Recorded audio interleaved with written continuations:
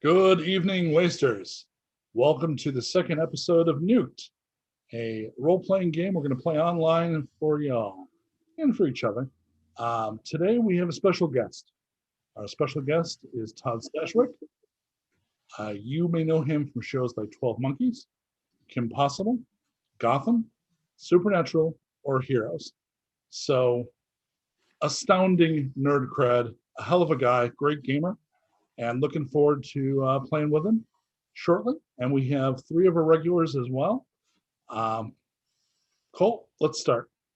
In the wasted world, we live in the ruins of the past. Remnants of what has gone before persist in countless ways, from billboards for products that haven't been available for over a century to arenas for games that are no longer played. Seldom does the past have the opportunity to speak directly to us, but that is exactly what our wanderers experienced in their latest adventure. They had sought out a storage facility in an industrial park, hoping to find valuable salvage there. A Torg tribe had gotten there first and found a cache of cryogenic storage pods. Only one still contained a living subject, a scientist who had been frozen before the thaw. Something about how she was preserved allowed her to communicate with anyone nearby telepathically while she slept. The team found the Trogs building some kind of machine, having been directed by the scientist. Lord Navad was able to communicate with her directly and learned that she had no idea how much time had passed and that she had detected the Angel's ships before she was frozen. The scientist then possessed B, who completed the machine.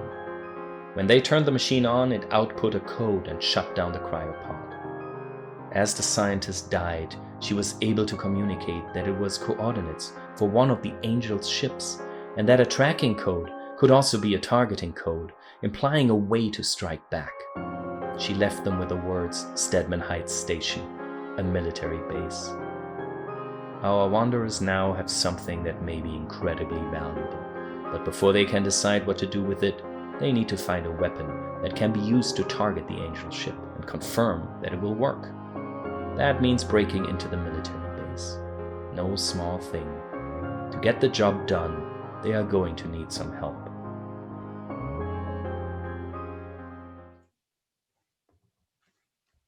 Navad, Erik, Torg, the three of you are on your way to a dangerous, notorious bar called the Ninth Life.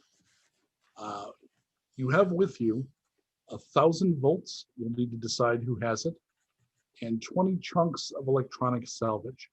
This is stuff that you gained from your successful raid on the first cryogenic facility, the one that resulted in you trying to raid the second, only to encounter the Trogs and their mysterious machine. So who's got the volts, who's got the chunks? So a chunk of electronic salvage, 20 chunks would be about 5 messenger bags or a couple of backpacks. Sounds like a Torg thing. Oh, you just put it in an extra big backpack and just give it to Torg? Oh, that makes sense. Torg very strong. Torg, yeah, with your Torg size can and carry shape. like house on shoulder. So you probably also got all those batteries too, right? So you just got like a military style large frame backpack. Yeah. That makes the most sense to Torg. Okay, so it's pretty clear if you weren't terrifying, you're very muggable. You're like walking down the street in Chicago with dollar bills hanging out of your pocket. Right. It's pretty clear that you've got all the loot. But due to Torg's size and appearance, no one dare tackle Torg. Good luck. And take them down. You get what you get. So you've been traveling for several days, having decided that you don't know exactly what you're going to do with the code, but until you know exactly what it will do, you don't know if you want to use it or sell it. You don't know its value. You only know that it seems like it could be incredibly valuable. So you've come here at the urging of your good buddy Erik. And up ahead, after several days of travel, and you actually had to live through a fire spout, which was absolutely no fun, but you managed it. You were only your ponytail, Torg, got a little damage. Ooh. So Torg was furious for a day or two, but you survived.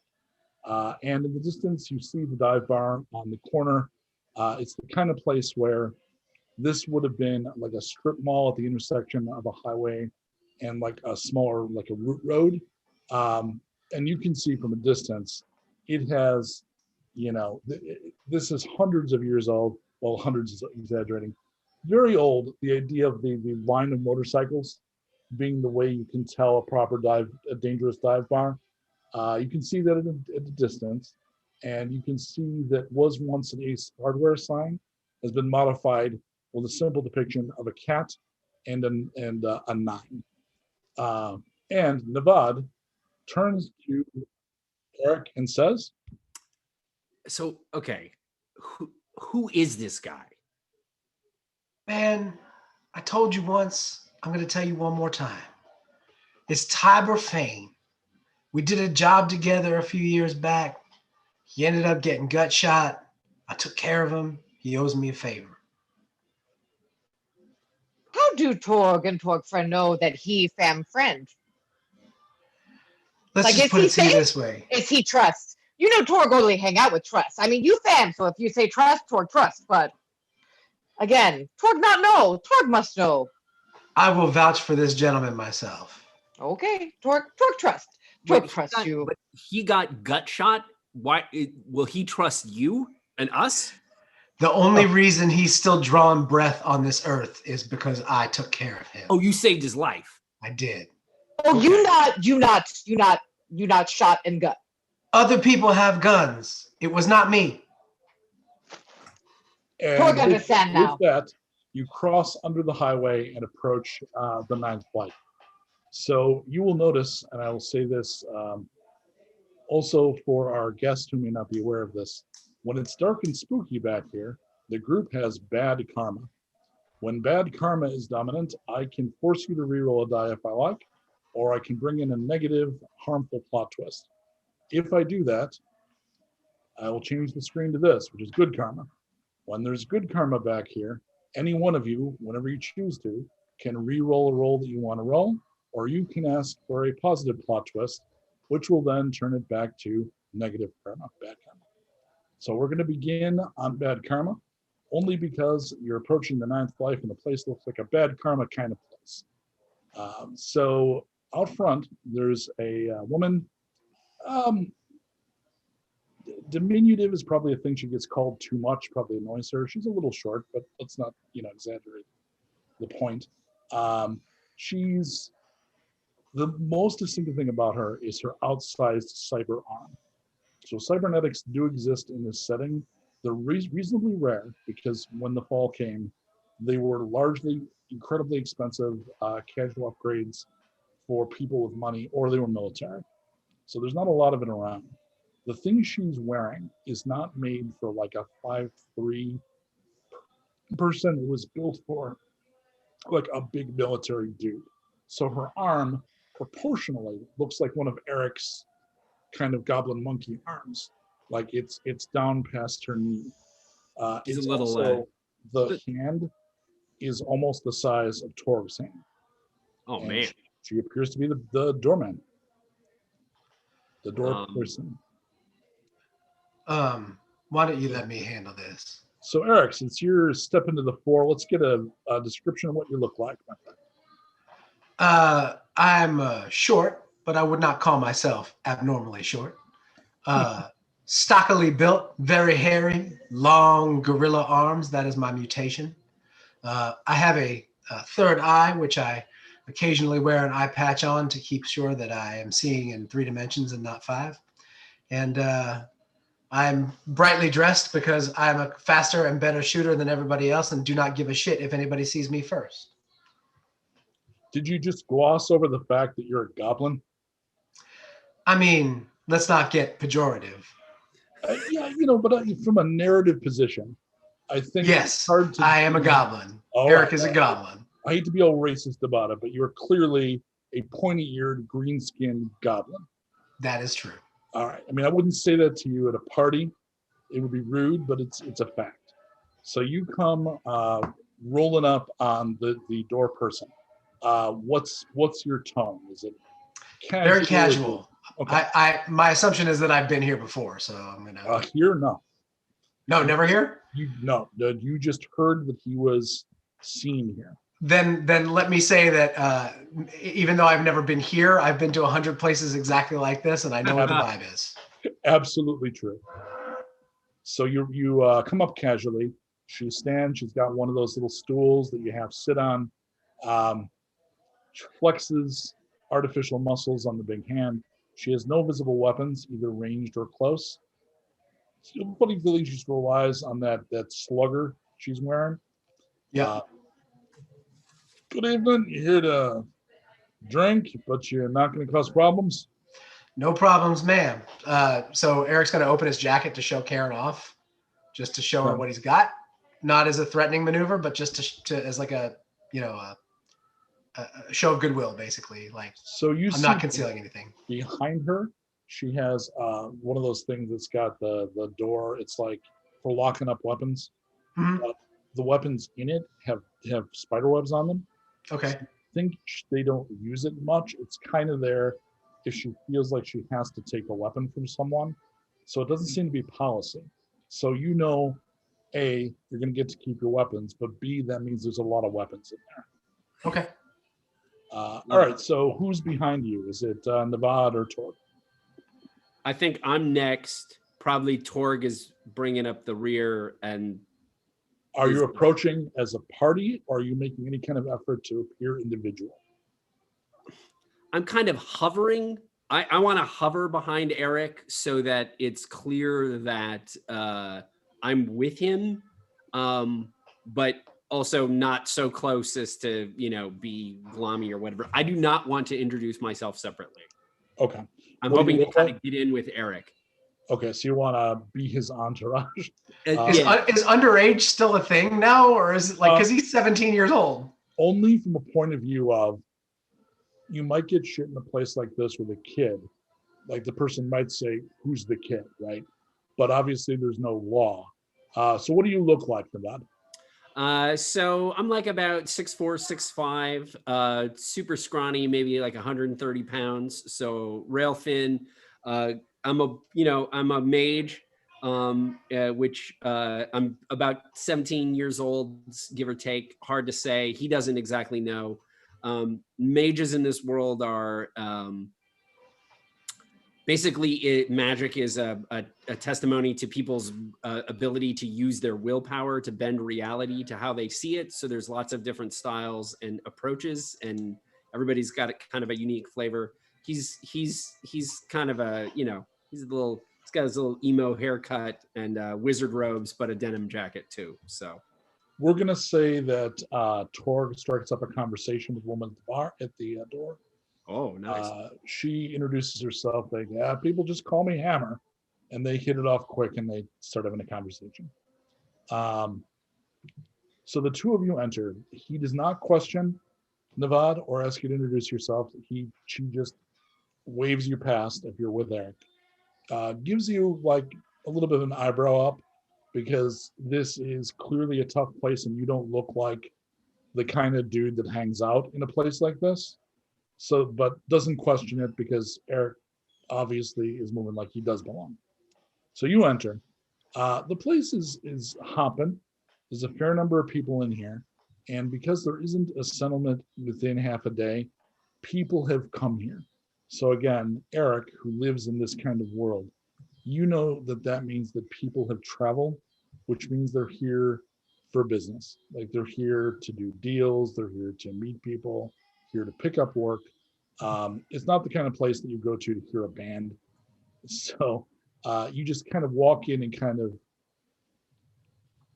intentionally give a look without looking like you're giving a look. And you start looking for your friend. How many people are in the bar? You don't have an exact number, but a couple of dozen at least. And how much would it cost me to buy the whole bar around? Oh, you've got it. I mean, it's going to be like a couple of volts a drink. Like if you're willing to drop down like 40, 50 volts, you can buy the bar drink. Okay, so that's the first thing I'm going to do. Okay, so you head up to the bar. The bartender is actually a pure.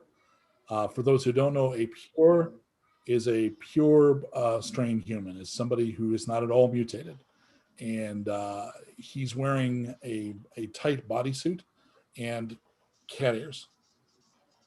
So kind of playing up the I'm cute and pure and untouched thing, and obviously has admirers at the bar. Oh, hey, Purple Rain. Wow. You'd be among the first people to ever get that right. I love old music. I don't think they're making anything good anymore. Man, you're right. I don't think they're making anything anymore, really. Oh, they are. Well, There's not some for me. tone shift and stuff you won't believe. How can I Yeah, help? I'm good with the oldies. The next round is on me. Really? Yeah. All right. And he gets up on the bar and does like almost a Coyote Ugly thing and rings a bell that's hanging. What's your name? Erik. Everybody, my good friend Erik here is brought around. And then everybody says with him, for the house. And there's a big cheer. And you can immediately see the only person that didn't partake in the ritual is the man you're looking for. So it kind of immediately makes him stand out as not a regular. So you look across the room, and were we shooting this, we'd get the switch to Erik's point of view and then the pull in, which will show Tiber Fane. Tiber Fane is sitting alone in the corner of the bar, kind of like the traditional corner of the bar dangerous guy seat. What does Mr. Fane look like? Right now, you can't tell what he looks like. What you can tell is what he's wearing. You can tell he too is a fan of the old music. He wears a leather duster. He's got various accoutrements on him, gear that he could have quick access to. But what's most striking about him right now, behind his terribly fashionable shades, is he doesn't really have a face. His face is featureless beneath these glasses. So in order to, you would not be able to pick him out in the crowd other than the fact that he's featureless.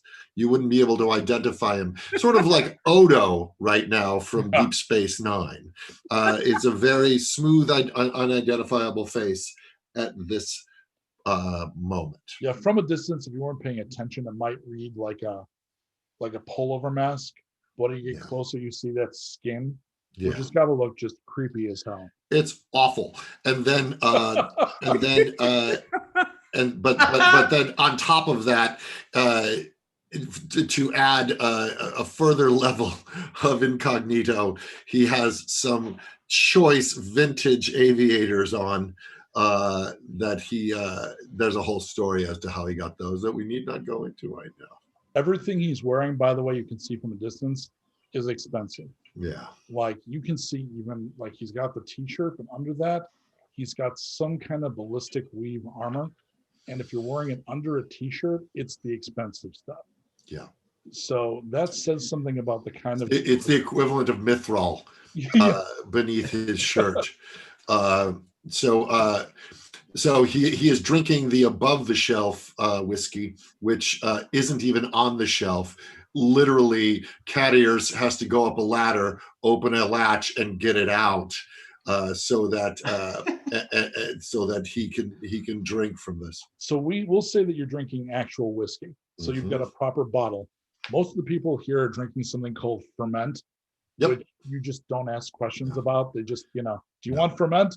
Just pour it. I've got a bottle of Pappy, so you can imagine. Can imagine. So is it the 180-year aged? At this point, it was before it became a wasteland. So now it's It comes out like syrup, but it's of the gods. No, yeah. So the two of you work your way to that table, yeah? Yeah. So Torg, you're outside. I'll get back to you in a second. We decided you made friends with the door person. So the two of you are talking about the life of very tough women.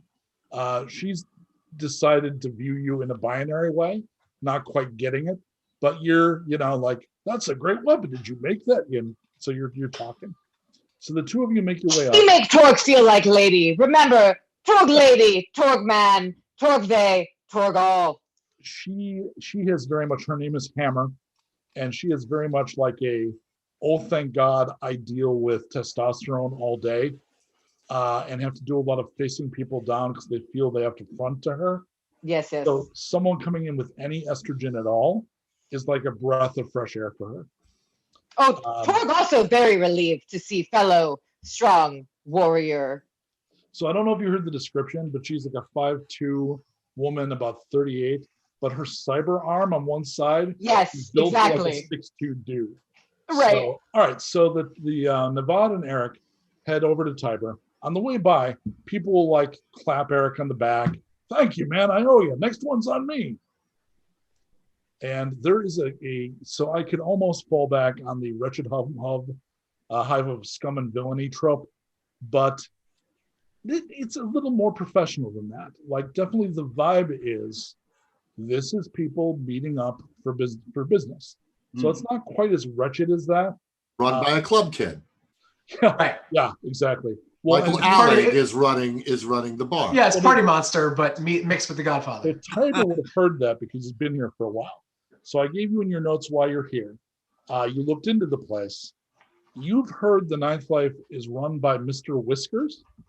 Mr. Whiskers is an ultra cat. Ultra cats were genetically engineered when a lot of the pets died before the fall, and was a superior, nearly immortal cat. And apparently some of them survived and are now very intelligent because they're all over 100 years old. And one of them runs this bar, is what I'm gonna say the fall occurred because we started engineering things like that. That's certainly, We had it coming. we'll try not to feed back into the real world and like home baby. There's echoes of that here because we wouldn't want to get political. Jesus. So do ultra cats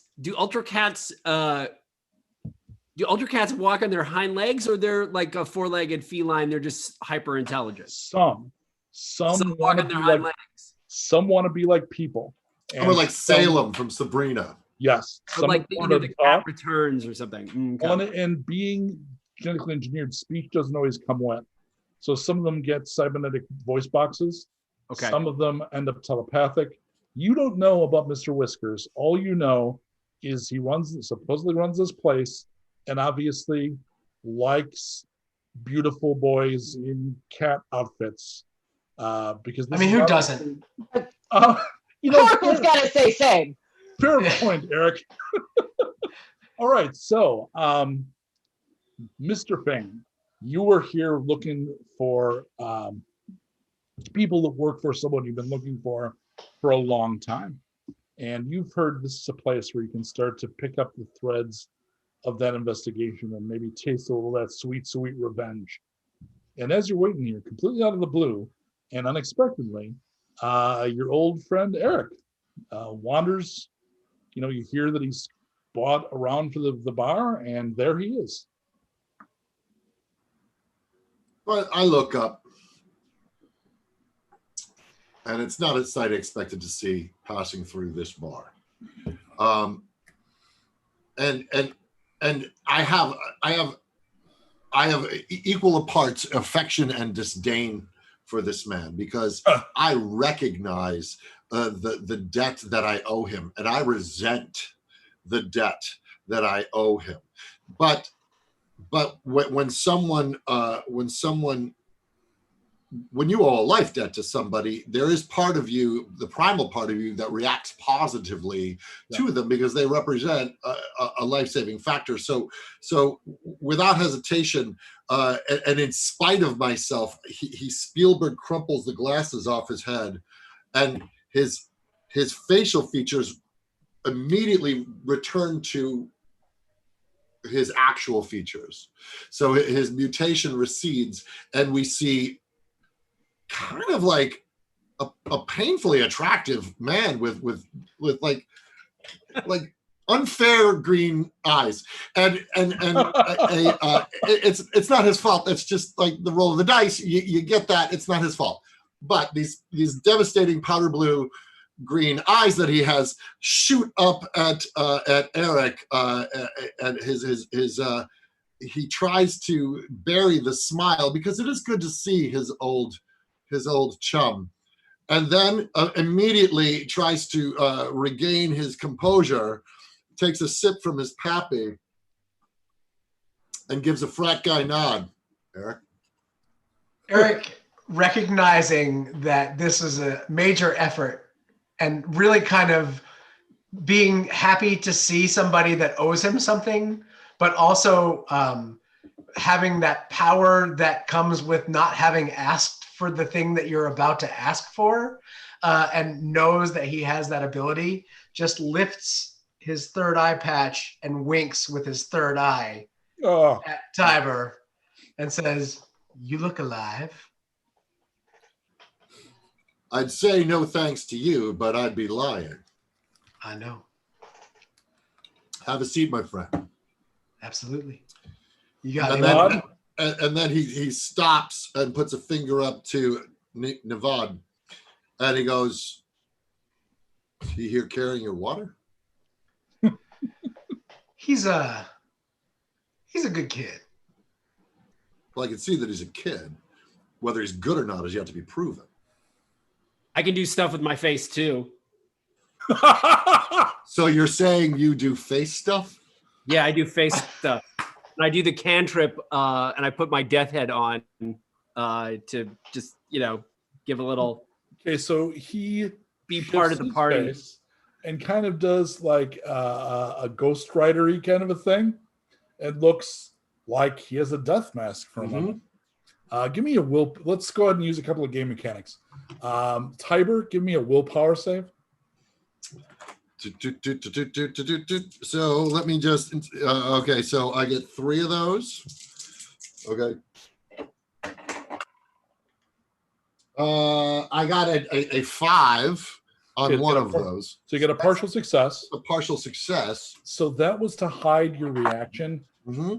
You can't completely hide the fact that it's a little surprising they had a death mask. Right. So the pappy backs up in my throat for a sec. Yeah. And I push it back down and I say, "Nice party trick, kid." Thanks. Can I just kind of put my hand on Navad's chest and be like, "Not here"? Okay, fine. This is your guy though, right? Yeah. Okay. So there's a room in the back if you want to do more face stuff. I'm going to go ahead and use this. I've invoked the negative karma. People in the room noticed Navad use magic. Oh, God damn it. I'm stupid. So is Navad literally doing that? Yes. Okay. Like I pick up on the fact that people are looking at us now because, Erik. Oh, yeah. Like a third Erik of the room. was like, "God, dude, he didn't think past that second step. He just wanted to show off." Is Torg close? Sorry, so who close? Is Torg close by? Torg is actually just outside at the entrance. Got it. However, bar away. I was going to say that Torg sees somebody leave the bar going, "Oh my gosh, somebody's doing magic in there. This is too crazy for me."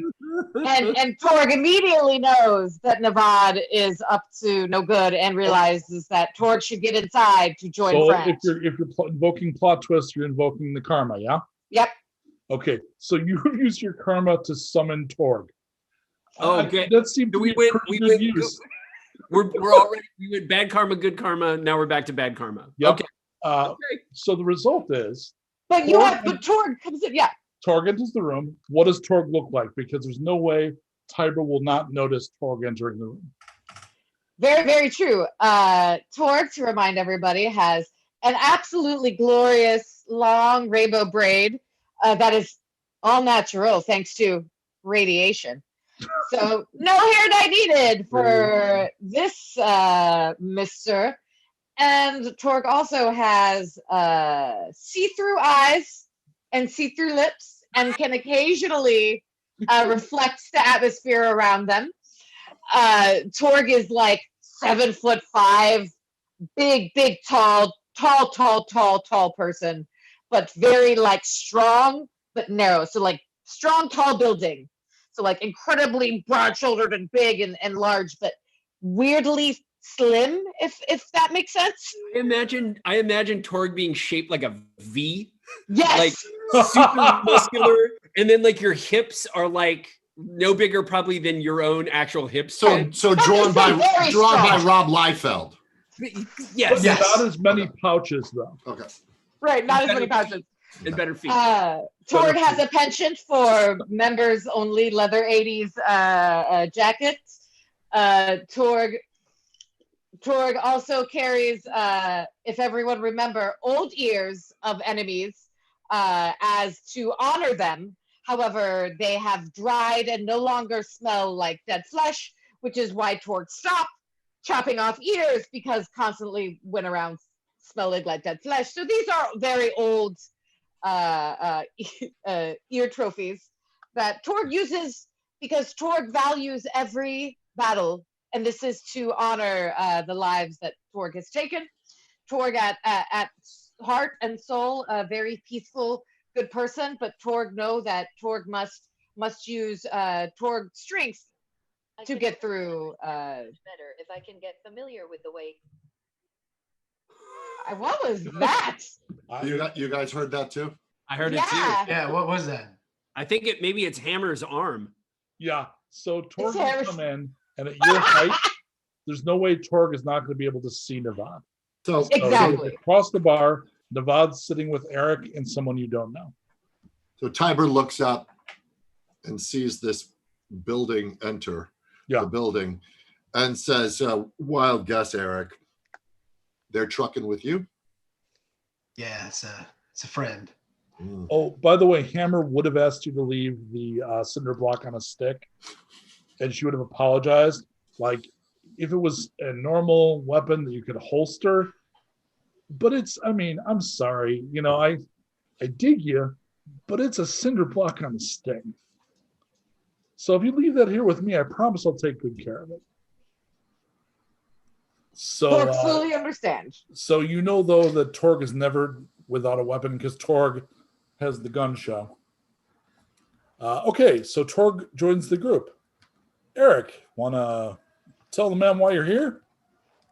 Maybe we should head to that back room you were talking about. A lot of face stuff going on back there. I like face stuff. Yeah, Torg feel like Torg missed something. You catch up. We're going to do a whole bunch of face stuff together in a back room. So Torg likes face stuff. Torg also like your style, new friend. Tiber has clearly spent a good deal of money in this bar. Yeah. And he stands up and he puts his sunglasses back on, and he makes it he rounds the corner and he nods to Catboy that he's going in the back room. He's spent enough that he's flexing a little bit to go into an area that might otherwise need a little bit of permission. So his name is Dixon. You head that direction to find out if it's clear. Yeah. As you do, I need you to make a notice check for me. Okay. Okay. There you go. There we go. That's a sound, and no, not even one.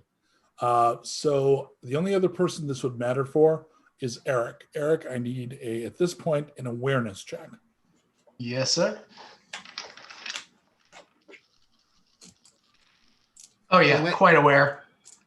Okay. So into the bar walks a big man built like an aging bodybuilder who's let himself go. So there's a very specific way those guys look. They're like kind of built, but not. He moves with the confidence of a man who's been in dangerous places long enough for them not to concern him. It is Bamafet. He is the man that's responsible for what happened. He is flanked. What's his name? Bamafet. Well, he's flanked by two Stanishu thugs. So I'm going to need only from Erik a speed roll, please. All right. I'm adding these up, right? I hate to do this to you, but they noticed you first. Oh, you bad karma having son of a bitch. You want me to add up my speeds? Well, man, you handed it back to me. Yeah, add up. When you roll speed, you roll all the dice and add them together, and that's your. I did. So 22, 23, 33. So it's like 33 Gs. Speed being the how fast you're acting in combat, and that's kind of Erik's thing. So for people that don't know the system, and that's pretty much everybody at this point, the difference between notice and awareness. Notice is I see a thing. Awareness is kind of that danger sense, like situational combat awareness, the am I surprised thing. The thing that I failed at rolling. So you failed to notice them come in and just see them, which might have given you a standoff. They then saw you. Erik then has a chance, because he knows what this guy looks like, to figure out badness is about to happen. Then you roll, and with a 33, you go first.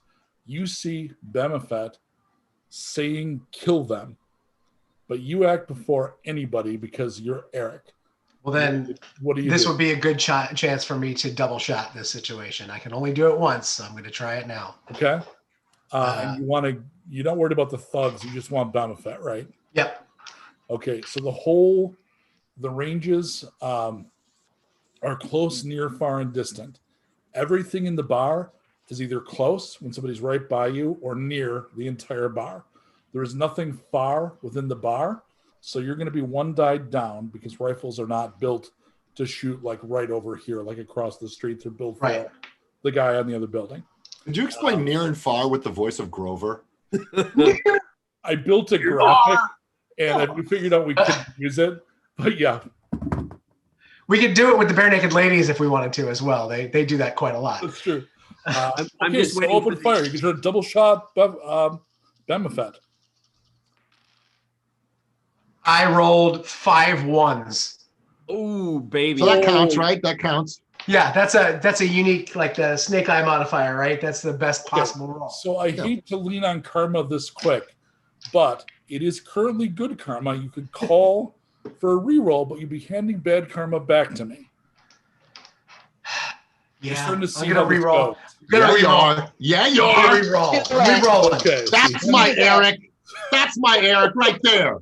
Oh, and I got 2 6s and 2 5s, so it was an excellently well reroll. Well karma'd, Mr. Erik. Thank you so much. His armor thank you, baby. 3 points against firearms. So every damage die that rolls a 3 or higher scores 1 point of damage. 6s are crits. Every 6 gets re-rolled. They explode. Yep. 1, 2, 3 points of damage, no crits. Okay, and you're doing this twice because you got a double shot. Oh, right, because double shot. And double shot is a maneuver that Erik has that's a feat because he's gotten around. Now I have 3 more, but 2 of them are 6s. So roll them again. Yep.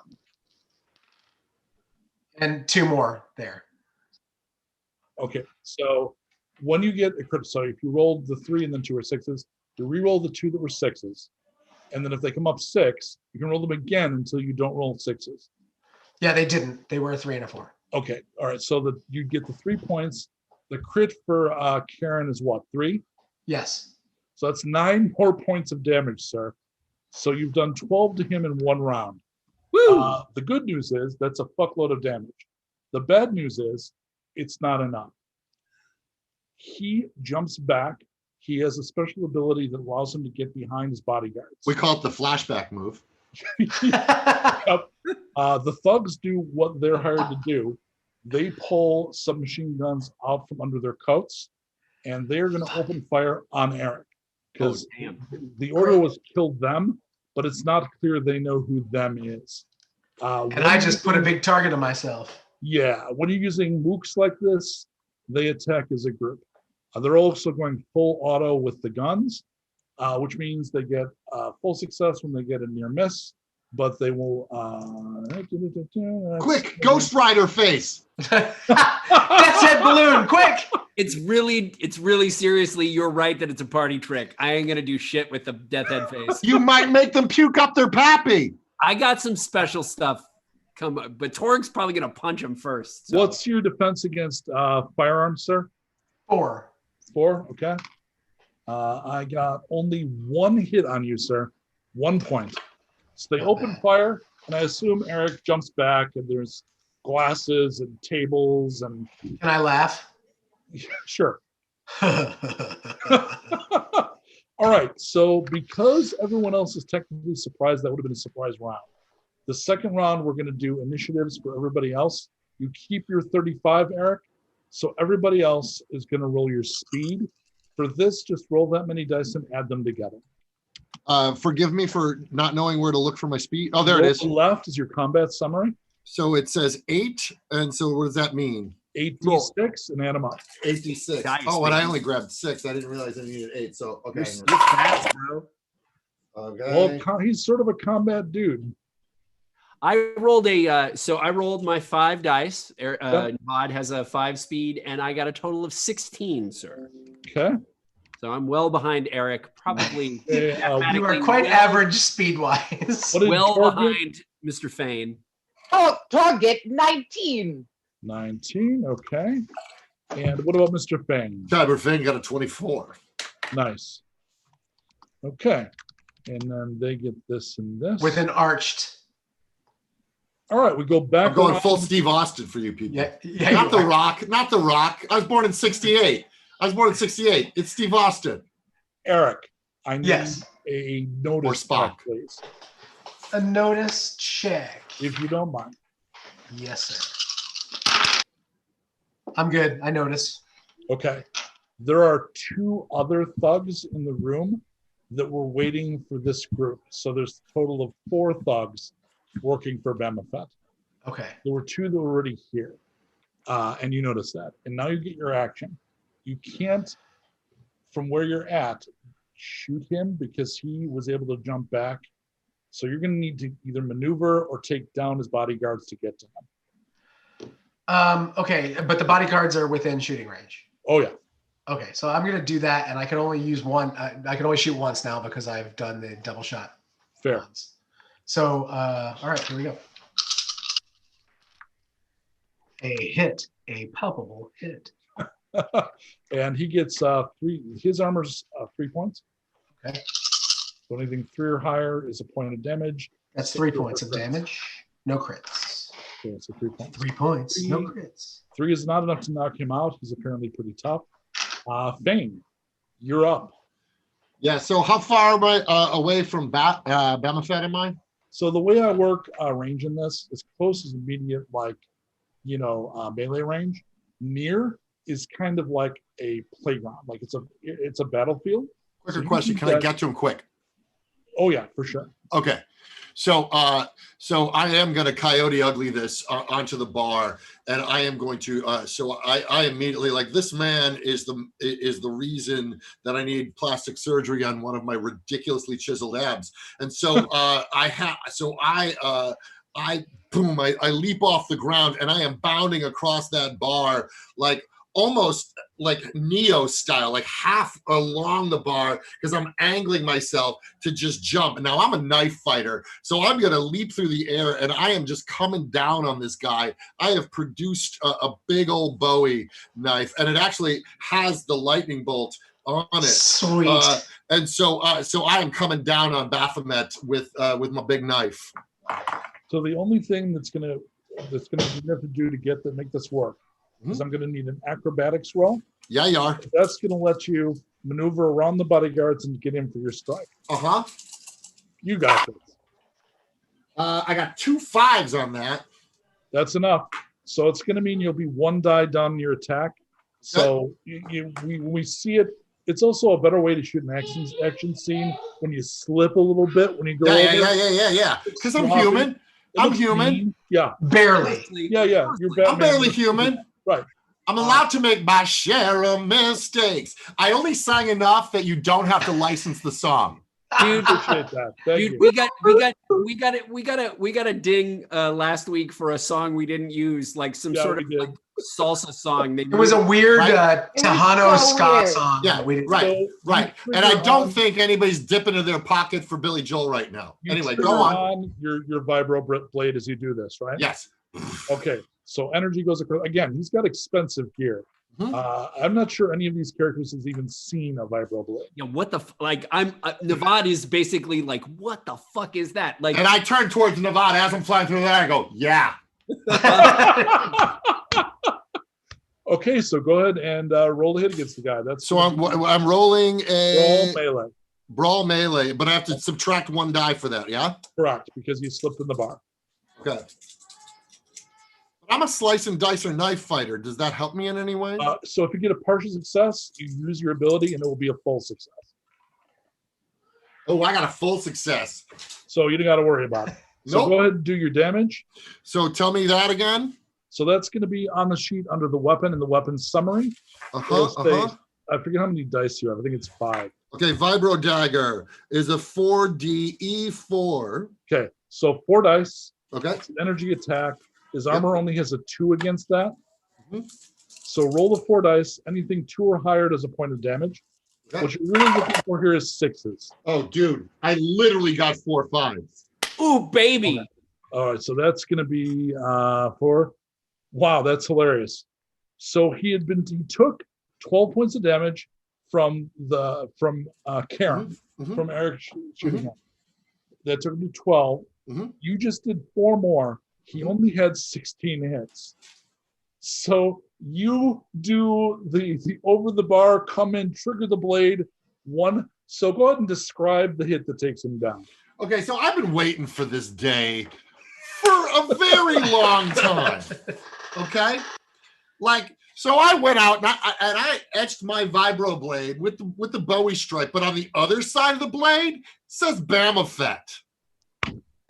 So does Right. the camera catch the word? Yes, as it's plunging into his carotid. So this thing is vibroblading into his neck. As can we say in the wasteland, what color is his blood at this point? His is standard red.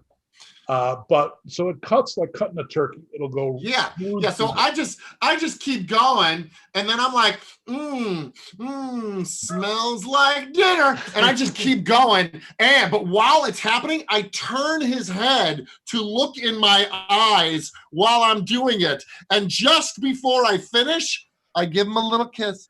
Aw. Poof, and then I take his head off. Meanwhile, before he can pull it up triumphantly, while he's still being sort of horrific and brutal, the 4 guys with the submachine guns, Mhm. they hesitate because they're not quite sure what to do. I imagine. The next person to ask is Torg. Oh. What does Torg do? Powder them. Well, Torg, for one, is horrified but awfully impressed by It's Tiber hard, Fane's. That's a Torg-worthy kill right there. it's hard not to be impressed. Yeah. It's incredibly impressive, but Yeah. Torg does not have pride and is not offended or threatened by such show of force. Torg also wants to show off, hey, Torg can play too.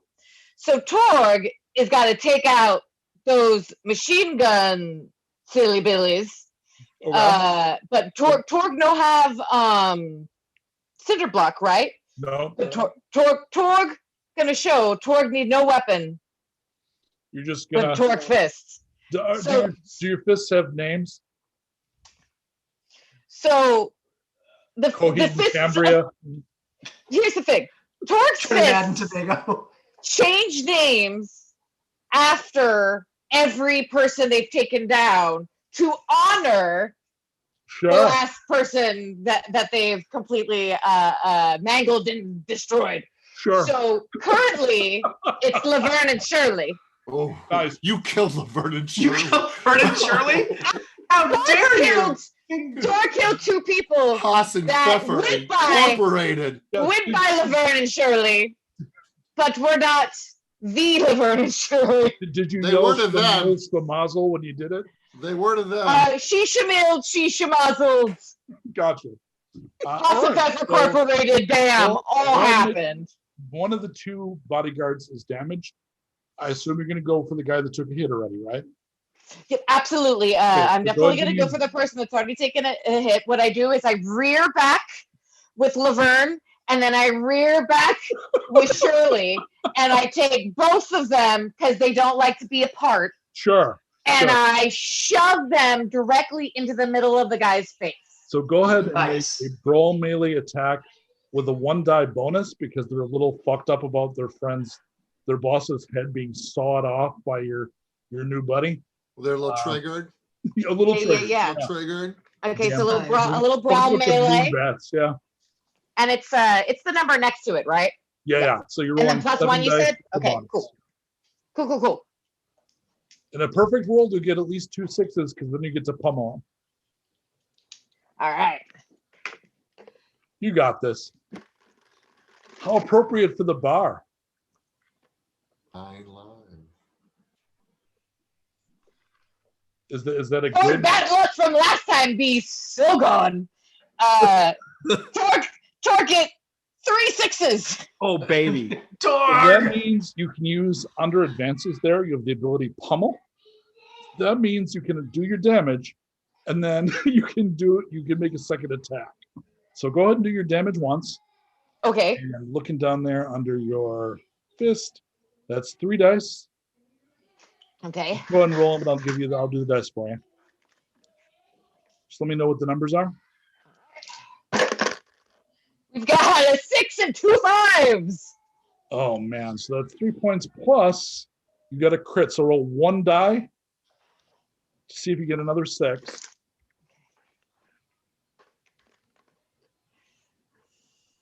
Snake eye. Okay, that's fine. That was plenty for a fist. You do a pummel, but you just did enough to take him out. Plenty for a Fist is my favorite Mary Poppins song. It's all about the English accent. Does Bert sing that? Is it like Plenty for a fist, plenty for a fist. All right, so you only can attack a second time with the pummel the same person, which means you can hit him again even though he's down for free. And he's down, so you're just going to do more damage. I won't have you roll. But if you want, the way it looks is you just start beating him. You Harvey Keitel his ass. Gotcha. So Torg so rev up from Laverne and Shirley punching that Torg decides that Laverne and Shirley not done yet.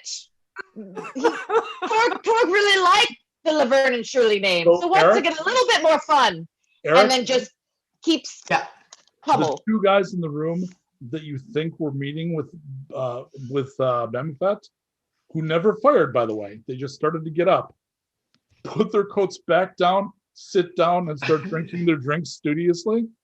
The other bodyguard takes off his submachine gun and throws it down. I'm in the wrong bar. I am so embarrassed. This isn't my office. And he starts backing slowly. fuck away. this? Is he allowed to back away? No, he's not. I gotta send a message. If I've learned anything from quality science fiction television, let him live. You create an enemy. Yes, but kill him. Yep. And all of your enemies are dead.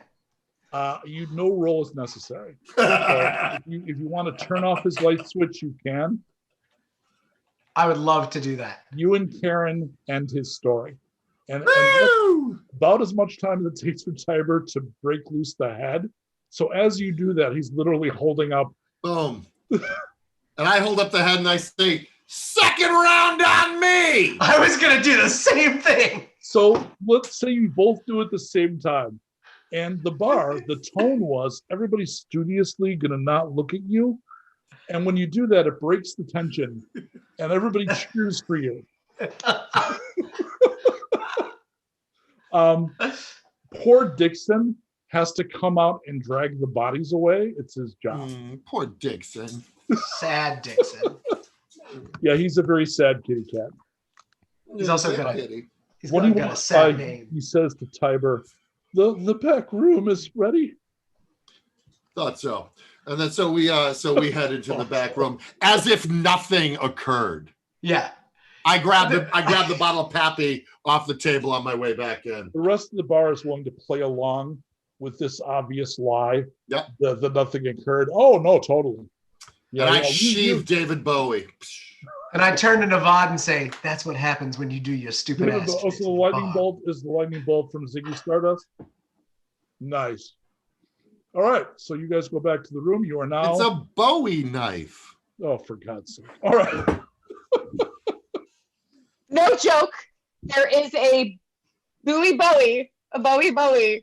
painting right around the corner from my neighborhood on a building, and it's Bowie as Bowie. It's hilarious. It's a Bowie knife, but it's a Bowie. I'll say Bowie for the sake of the The joke. four of you are now in a private room. Mhm. Okay. The private room is also a little bit of like the back room at a bar. So there's like a pile of boxes of bottles and shit like that. But there's a table and folding chairs back here. I actually at this point I'm kind of, that was fun. Like it was fun, and I put my hand on Eric's shoulder and I go, seems like old times. Yeah, really. And then I offer him a swig from the Pappy.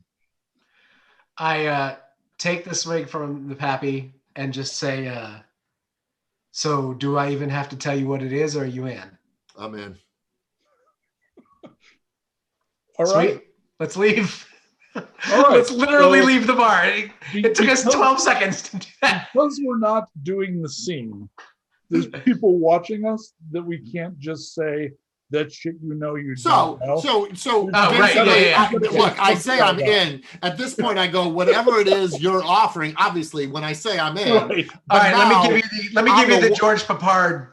yes. Let So it on go. the walk, Yeah. we get the details of the event. We go full Danny Ocean, and it's a montage of what's already happening, even though it hasn't happened yet.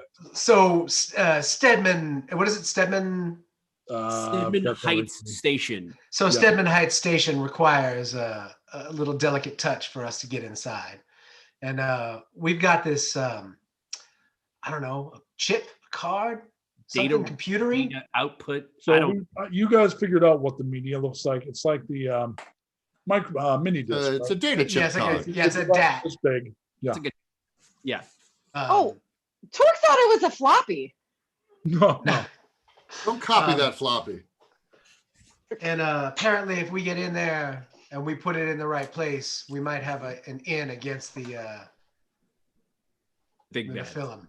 Nasty. Yeah.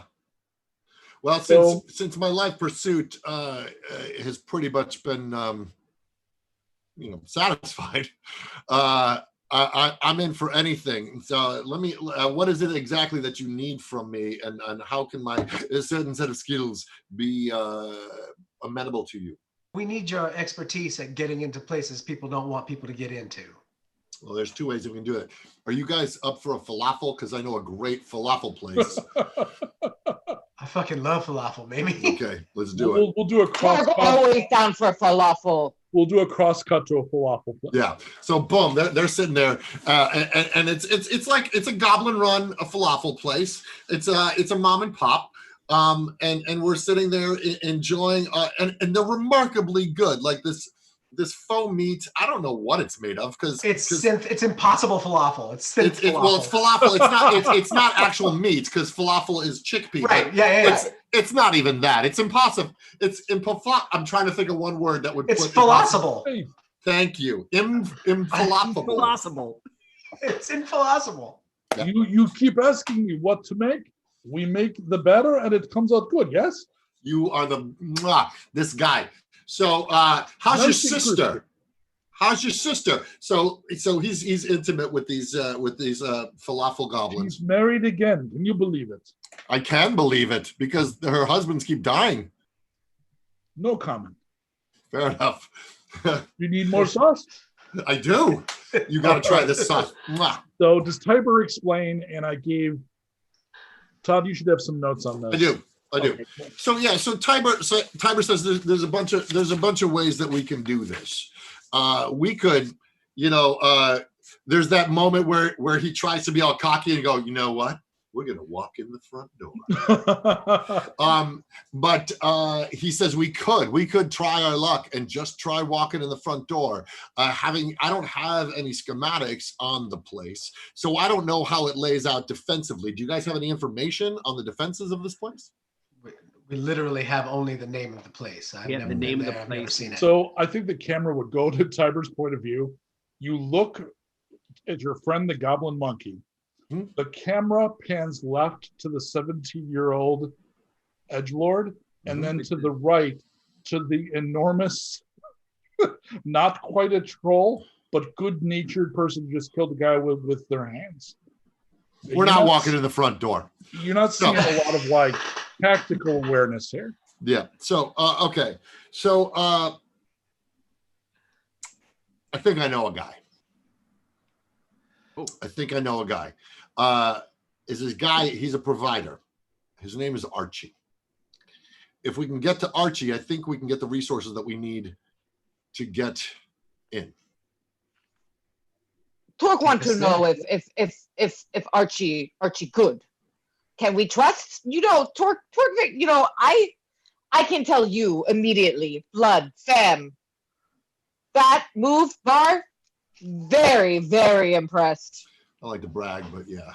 But Torg needs a little bit of assurance that your friend is solid. That Archie's solid. Hey, look, Erik came to me. It came to me. If I'm going to offer up somebody, he's going to be 5x5. Okay, Torg, trust. But if things go bad and he end up being seed awful, you can choke him with your braid. You can choke him with your rainbow blade. Torg make joke. Not bad. So if we find Archie, so I'm going to defer to the GM here. So he knows where to find Archie. Yeah. He's actually got a proper shop. He unlike some of these places that wander, there's fixed places. Like the bar here is a fixed place. The falafel place is a fixed place. It is now. Archie lives in a settlement called Momont, which is a 5-day walk along the highway. Cars exist, but gas is. While you're explaining this, I'm talking, but you don't hear my voice. Right. We could take a car, but the gas is far too expensive, and we become a target because if we got something that can burn the gas, it's probably going to get raided. So we're probably better off on foot, even though it's going to take the week. You know what I mean? Sounds good to me. So we're hoofing it. Unless we can get some sort of pack animals. Hang on. I have an idea. So I walk us back to the bar at the row of motorcycles. Yep. And then I go, y'all know how to drive? Because I can get them all started. Torg up for learning. Does anyone have the drive skill? Mike, I have at least 4 dice to have a pretty good chance of not falling off. I have 4 dice for drive. I have 1. Should I roll it? See if I can drive it? What would that be under? Oh, that would be under athletics. Yeah, I got 5 dice to drive. Okay. So the first step, before you have to worry about any of that, is how are you guys on tech skills? Anyone got tech numbers? I got hack. I got pretty high hack. Okay. Oh, yeah, because hack is actually used to get into secure places. And It's a kind of motorcycle is really secure. Hyper lock picking. Well, they're not. They're just all chained together. Okay. So the skill you need. Dude, I could pick that lock. Oh, you? Yeah, like that's your thing. Well, Torg could bust the lock. So one of you needs to make a scavenge roll. Who's got the highest scavenge roll? Not I, said the fly. I got 1. I have 0 in scavenge. I have nothing. Yeah. I have 2. Okay. Because you have the highest. So Tiber, roll with a 1 die bonus because you have help. So when you assist people, they get up a die. So roll the 3 dice. So you walk up and you examine the motorcycles. Yeah, I have the highest I got is a 3. Okay. Ooh. These do not look like functional motorcycles. Oh, so it's all for show. You think they've been installed to make the place look like a dive bar. Okay. So and they've got a chain between them. You take a look, like that chain doesn't seem like it's there to like be able to. Oh no! Look, this one doesn't even have pistons. So much for my big idea. It was a fun idea. It We was were a fun going to idea. get the motor running and head out on So- the highway. Let me throw the That's mechanics. that's another content ding right there. Let me throw the mechanics thing at you again. When you want to invoke a plot twist, if you had positive karma, Mhm. you could have made one of the bikes Thank God I do. by doing it. But And all four of us can fit on that one motorcycle, Yeah. including but not limited to the 7'5" Torg. We'd go Oh. full Muppet Man. We just All go right. up. So it was a good thought.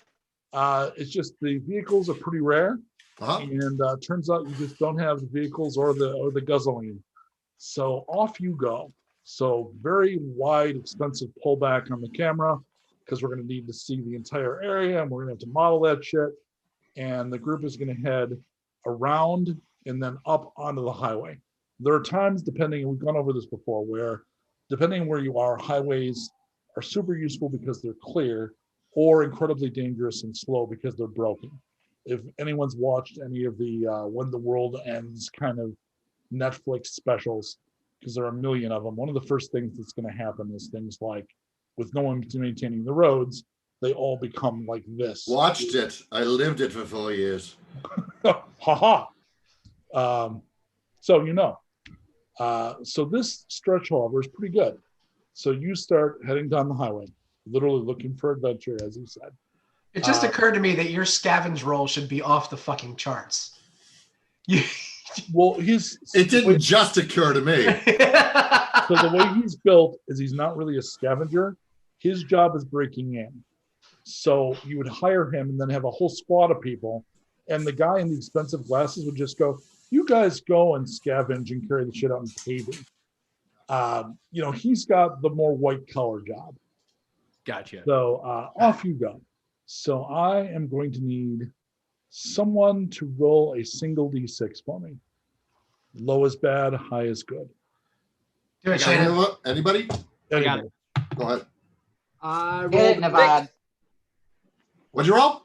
I rolled a 6. Yeah, you did. Excellent. So that's high, Nice. right? That's high? Yes. Yes. Okay. Okay, without risking divergence into the discussion of opening pie restaurants, is anything communicated between the members of the traveling party during the next 3 days? It's about 5 days until you reach your destination.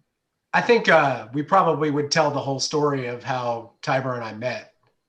Ooh. Now that we So you like want the background behind the job and what we were doing and all that kind So of stuff. Colt, put them done on one, please. And I've heard someone tell me that you are capable of improvisation. So Erik, will you please fill in the details of that job and make it interesting? If it's good enough, I'll flip you over to positive karma. All right. So there was an old dry dock where they had these giant old boats that they don't put in the water anymore. But somebody was hiding a whole bunch of old power in them. So we decided we were going to go and try and scavenge out one of these boats that had probably a year's worth of power supply. Well, the whole thing was a trap. When we got in there, we were being waited for. There were 6 of us and about 46 of them. The other 4 of them died pretty quick because they weren't as good as me or him. But he went looking at his face and the reflection of his knife. The next thing you know, he took a couple bullets to his stomach.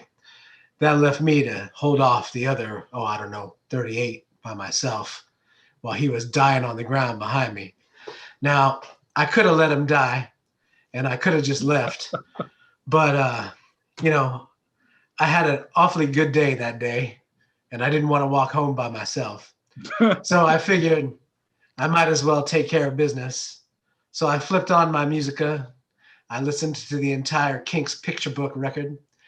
And while I was doing that, I took out 38 other men who wanted to get that power. Unfortunately for me, I couldn't carry old knife ass here and the power cubes at the same time. So I had to make a decision between whether or not I wanted this favor badly enough or I wanted a year's worth of riches. So I gave him the kiss of life, threw him over my shoulder, and brought him to the nearest county.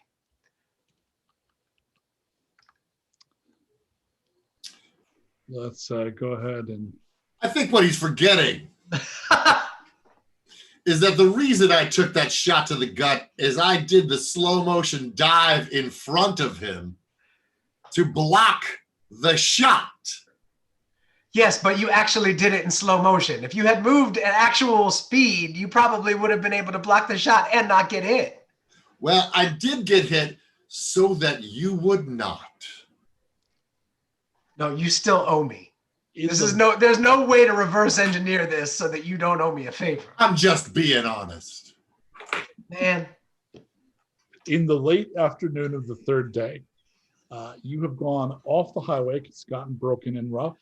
And you've come down and now you're on the frontage road. I need someone, so whoever's got the highest roll, to make a notice roll. Who's got the best roll?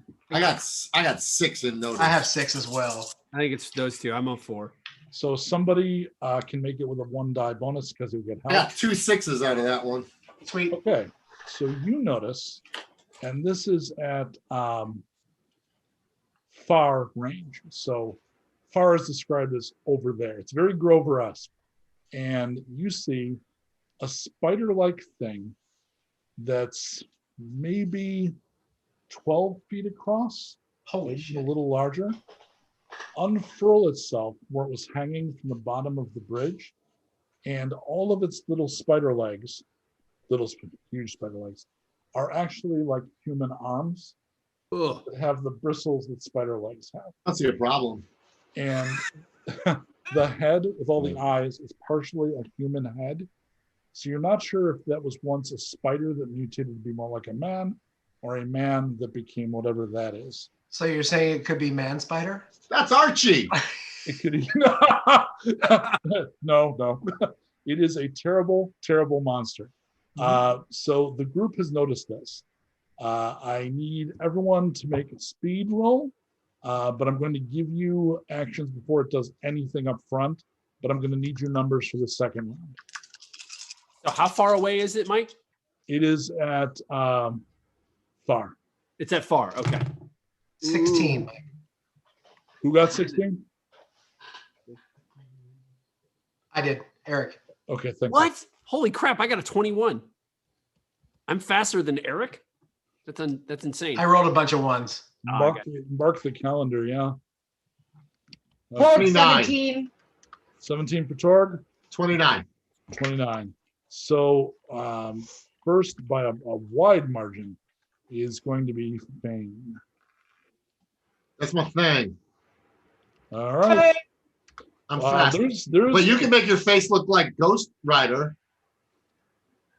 So you can do that, but I'll just be super fast. So it is coming towards you with hostile intent. Does Fane do anything? Yeah, he's gonna stab the crap out of it. Well, it is far enough that you could use a maneuver to close it and just stab. Or you've got a gun too, right? Yeah, I'm gonna shoot the crap out of it. Okay. Go ahead and shoot it in the crap. And It's that would be a shoot, yeah? Correct. Okay, aim for the crap. I got a 6 and 2 5s. Okay, you hit it Right in the crapper. right in its crap. Go ahead and do your damage. So please instruct me on that. So look under the weapon, and it should say how many dice of damage it does. Oh, that's the automatic pistol. That says 5D. So were you firing an automatic or not? Okay. Okay. So go ahead and roll the 5 dice. Add it all up, or look Okay, for. so each one that's 3 or higher scores a point. Okay, so I got 2 3s, a 4, and a 6. Ooh. Okay, 2, 3, 4, and a 6. So that's going to be all 5 points, and then the 6 is a crit. So roll the 6 again to see if you do more crits. I got another 6. Go again. You can do Nice. this infinitely. That was a 1. Okay, so you get your crit value and extra damage twice. So under the weapon, it should say crit. Yeah, it should. Under the weapon, it should say crit. It says Uh, close, near, far, instant. further on the. Okay, hang on. I got you. It's the one just to the left of close. You say that. You say that, you big shaw. Let me take a look. It isn't. So I literally have damage type, Q and T, close, near, far, and distant. So it's 3. So it's 5 dice. The damage type is firearm. Your crit is 3. So you did 2 crits. So that's 6 more damage. You rolled 5. You did 11 points. Yeah, that makes sense. That So- sounds like me. He opens, just pulls out the gun. Probably does the fire as it comes out. You know, mid 80s Japanese import action movie. Yeah. Like it's all arm, and then the barrel looks this big. So the barrel is like right here in the frame. Can it be John Woo? Can you like slide by too? Where there's there's doves. There's doves. If it's John, we'll make it John Woo, but that means there's some doves in the background. Yeah, there's doves. Yeah. All right, so Torg. So the only bad news is that 11 points proportionally didn't seem to be a massive amount of damage to it. So it is huge. Torg, what do you do? You can close an attack if you want.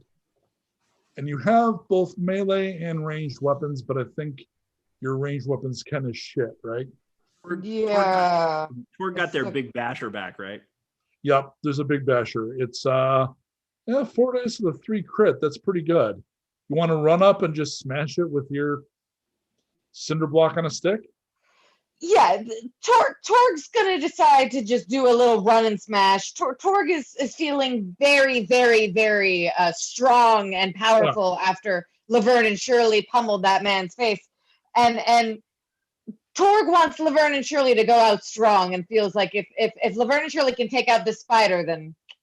So as you run up, the thing's arm is twice as long as you are. Okay. So there's that moment of, I'm not saying it would necessarily scare you, but there's certainly, this is not the thug at the bar, right? So as you run in, this is a massive fucking opponent. Go ahead and smash it in its arm. Yeah, I want to smash it right in the arm. By the way, I'm saying our arm only because they are all arms, even the ones that are being used as feet. Yes. Which is unsettling and terrible. Roll to hit, Torg. Okay. They just got Cronenberg on us. Yeah. Yep. It's the dark backward. And this is they dropped a lot of brawl. cooking bombs. Yeah. This is brawl melee. Okay, that's okay. It is. Yep. And then do I add anything to it or? No, you're just looking for 6s. No, I mean how many I roll. Is that the basher or no? No, in this particular case, you're just gonna roll your straight number, which is 6. Just okay. Cool. That was just double checking. No, for sure.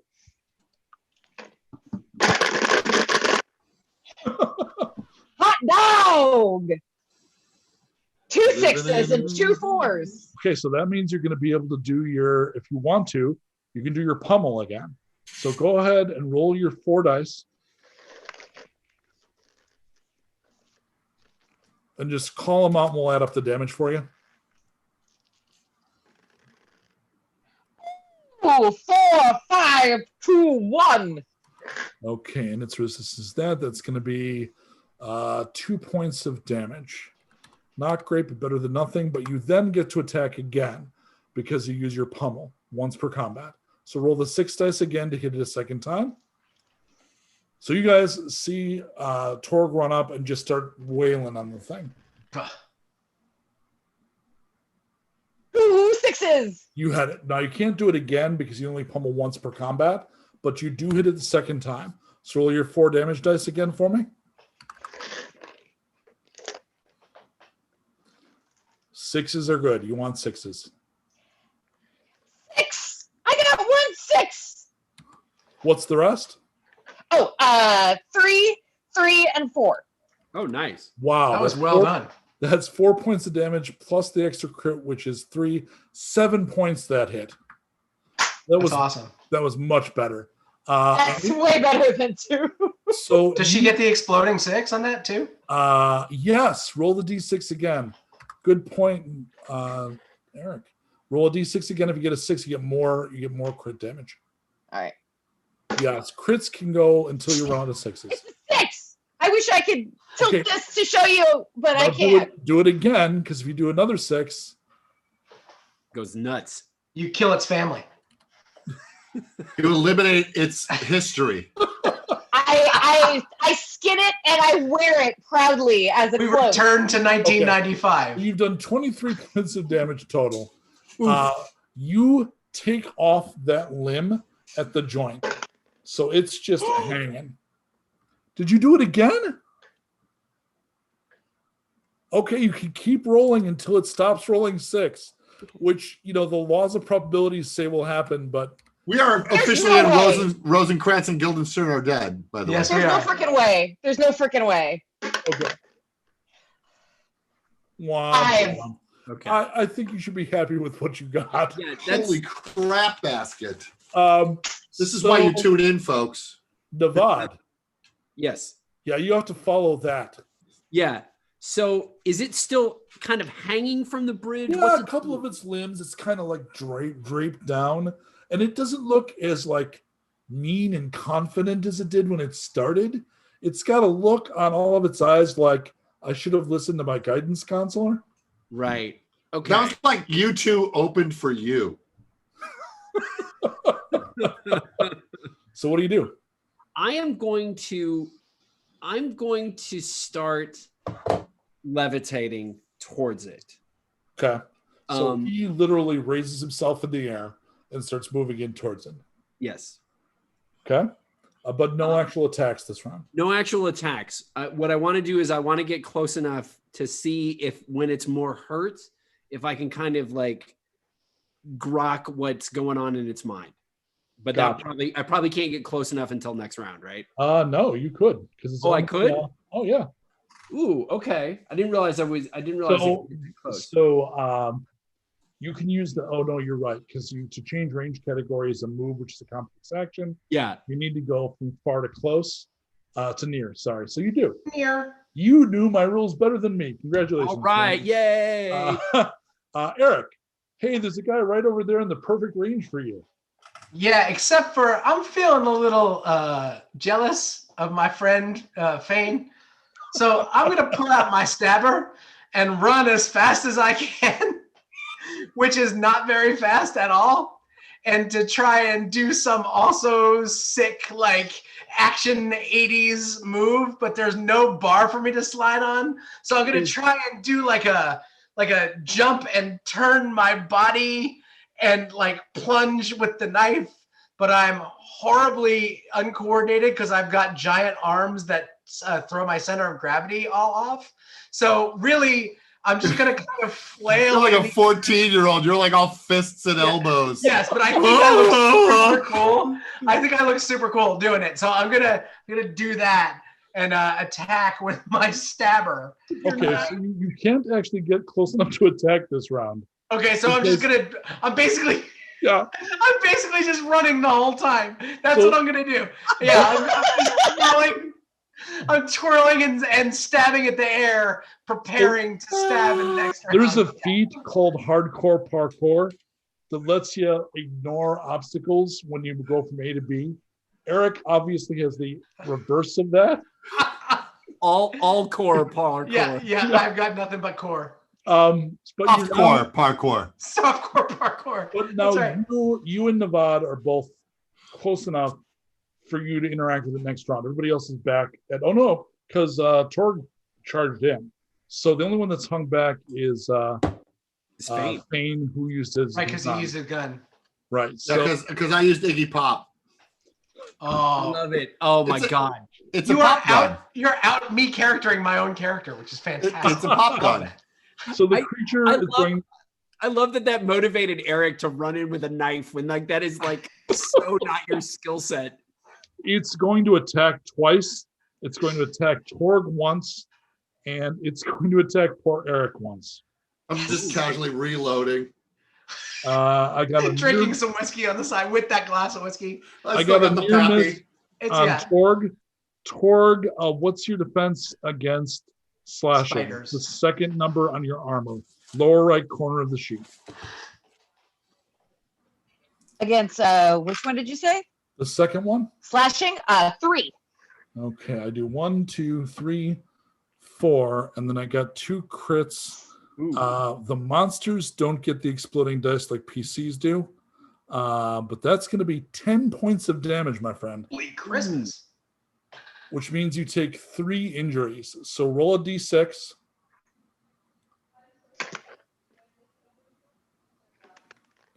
Oh, so the first thing you can do, by the way, is use your fortitude ability and not take one of those injuries. Sorry, the defy injury. Defy injury lets you just ignore one. Oh, well, Once Torg, per combat. Why would you want to 100%. do that? Why would you? So you only have to take 2. So roll a d6. Okay. And what am I looking for? Just whatever the result is. Gotcha. Okay. This is Archie's bouncer. 1! Right. So it goes, you mark the 1 on that track, or just keep track of the fact that you rolled an injury at 1. Yeah. Roll the die again. You just don't want to re-roll a 1 because that'll mean you're wounded. So what's the second injury? Oh, you mean when I roll? Yeah. Oh, okay. 5. Okay. So you mark the 1 in the 5 box, although a person misprinted, there's a 4 there, but the 1 in the 5, you know where it is. You don't take a wound, but anytime you take 2 or more injuries in one hit, you also have a condition. The condition I'm giving you is it dislocates your left shoulder. Ooh. So it's going to be very hard for you to do anything with that arm or use a 2-handed weapon like your basher. A lethal weapon. So it hits you, and that's anytime, just again, explaining rules. Anytime you take 2 or more injuries, you also get an effect, which is called a condition. So you see it hit her with that massive arm, and you can actually see Torg's shoulder pop out. Oy. Do you mean like this? Ah, just like that. Yeah, just like that, but non-consensually. Oh. Amazing. Yikes. All right, and then the other hit, now that you saw how bad that can be, Erik, Yay. here comes the big, oh, that is a miss. Awesome. Erik somehow rolling around and falling over with everything that he's been, manages to avoid the big arm that comes in trying to kill him. Fane, Like me you're now. up. You're up. Yeah, so I'm humming Lust for Life as I've reloaded, or I've put the new clip on my automatic, and I'm gonna open fire again. Just keep blasting, okay? Yeah, It's gonna be a shoot. it worked before. So the way I tell people how damaged something is I use green, yellow, red. Green is it's mostly it hits. Yellow is it's about half. Red is it's almost dead. It's red. It's in pretty bad shape right now. Nice. I did not hit. Not even a 5? Not even a 5. Did you roll a 1? I did not roll a 1. That means your gun has jammed. Look at my gun jammed. Good. Jammed. I'm like, all right. Iggy. Yeah.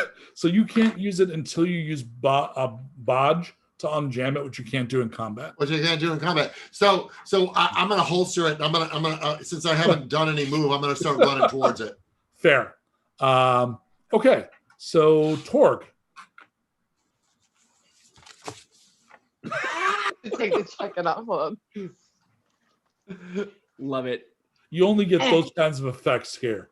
You are making people I in the can't chat with the scream, by the way, jacket. just I so you had it. know. You just gotta imagine it. I'm doing it underneath the jacket. I'll have nightmares. It's fine. I'll just wake up at like 3 a.m. Oh, my friend Jen's arm. Oh my God. I'm double jointed on both of my shoulders. Oh, there we go. Braggart. Taking it off. All right. Taking it off. All So right. what do you do? There we go. There's another room at the bar for that. Yeah. It's more You money, arm stuff. Torg's, Shoulder stuff. disconnected shoulder. Turns out Torg is double jointed. So Okay. while it looks horrifyingly painful, Torg feels no pain Do you, and do you- is gleefully just swinging around the You- dislocated arm. do you want to call the karma to ignore the penalty for the round? Yes. Okay. Because I totally buy that Torg is tough enough to go, yeah, it's dislocated. And Like, And that's fine. point being. So go ahead and roll to hit again with that melee. Okay. Smash it up. They're more like, more great. I'm so glad it's dislocated. Yeah, right. It's called the Mel happy. Gibson. That beat's called the Mel Gibson. You get to pop it right back I was in just and gonna shoot. say, finally, it was all full lethal weapon moment. 4, 5. Oh, one more. Okay. I love you. Love Dog! you. Cat head. So you got a 6? 3 5s Okay. and a 4. So that's a near miss, which means you're going to get to do damage, but you do half the hit points you inflict, which is still good. So go ahead and roll your dice for the weapon. So you're rolling 4 dice.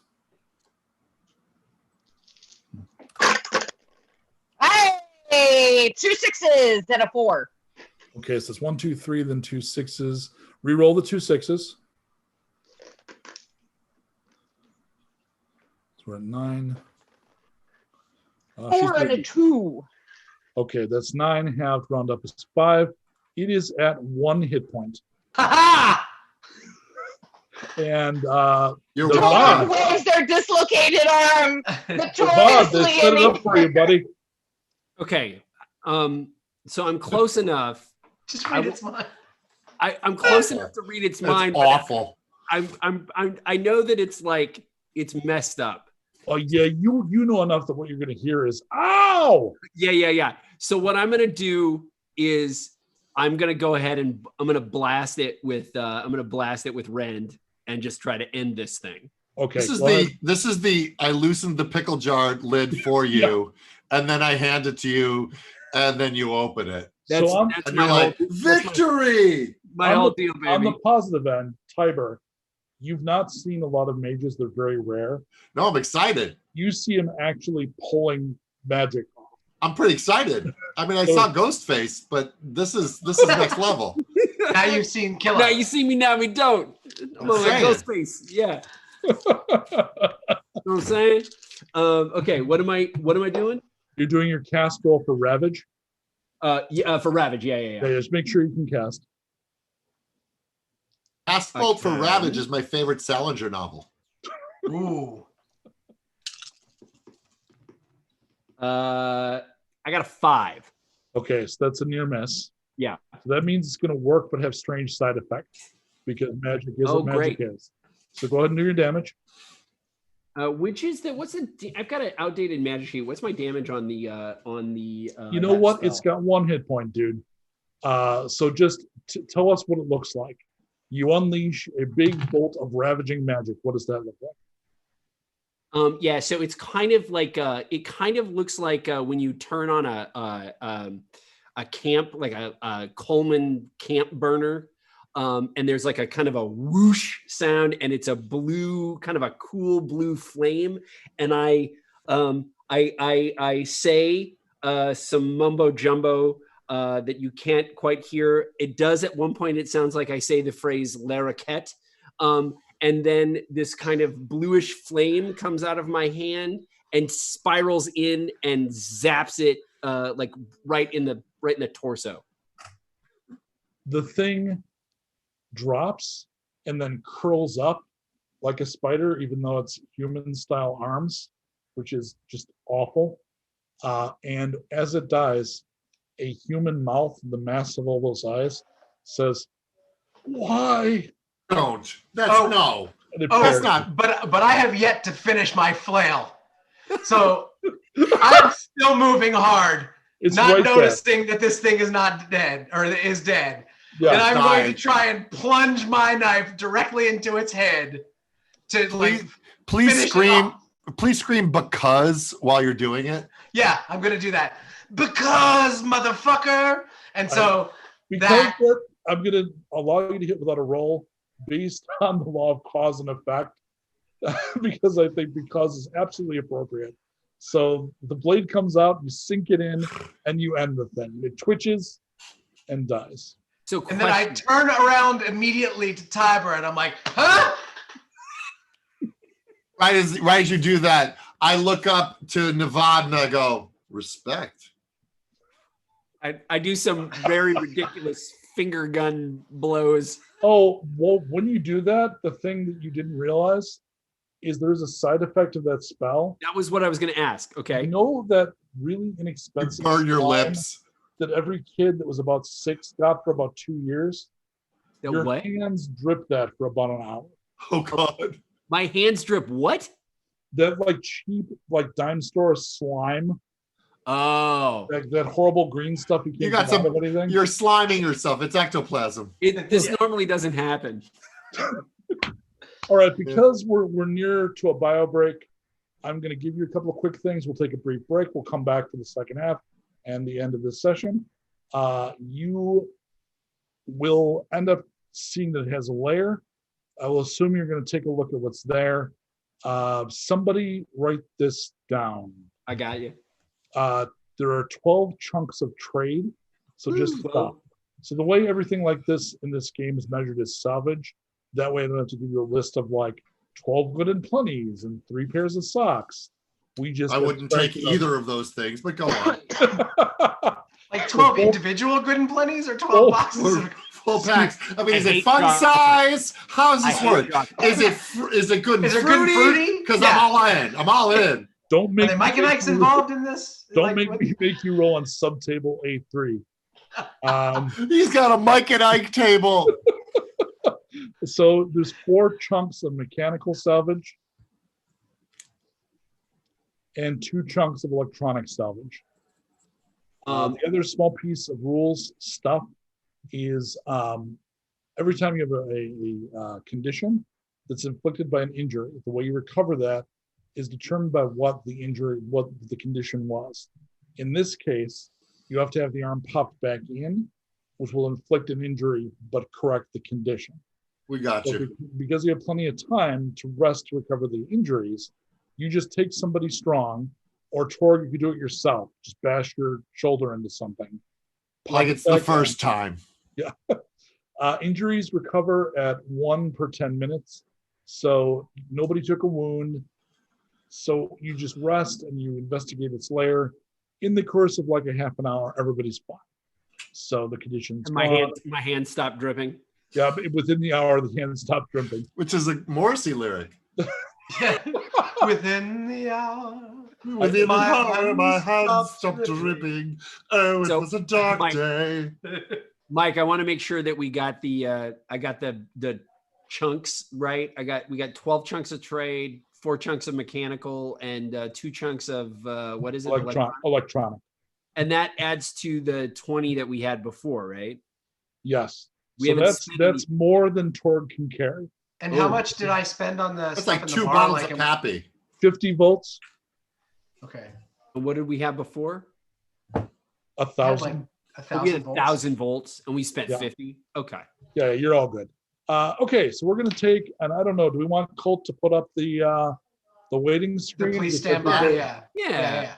Okay, That's so okay. Colt, we're gonna take a 5-minute bio break, and then we'll be back for the second half. Cool? Woohoo!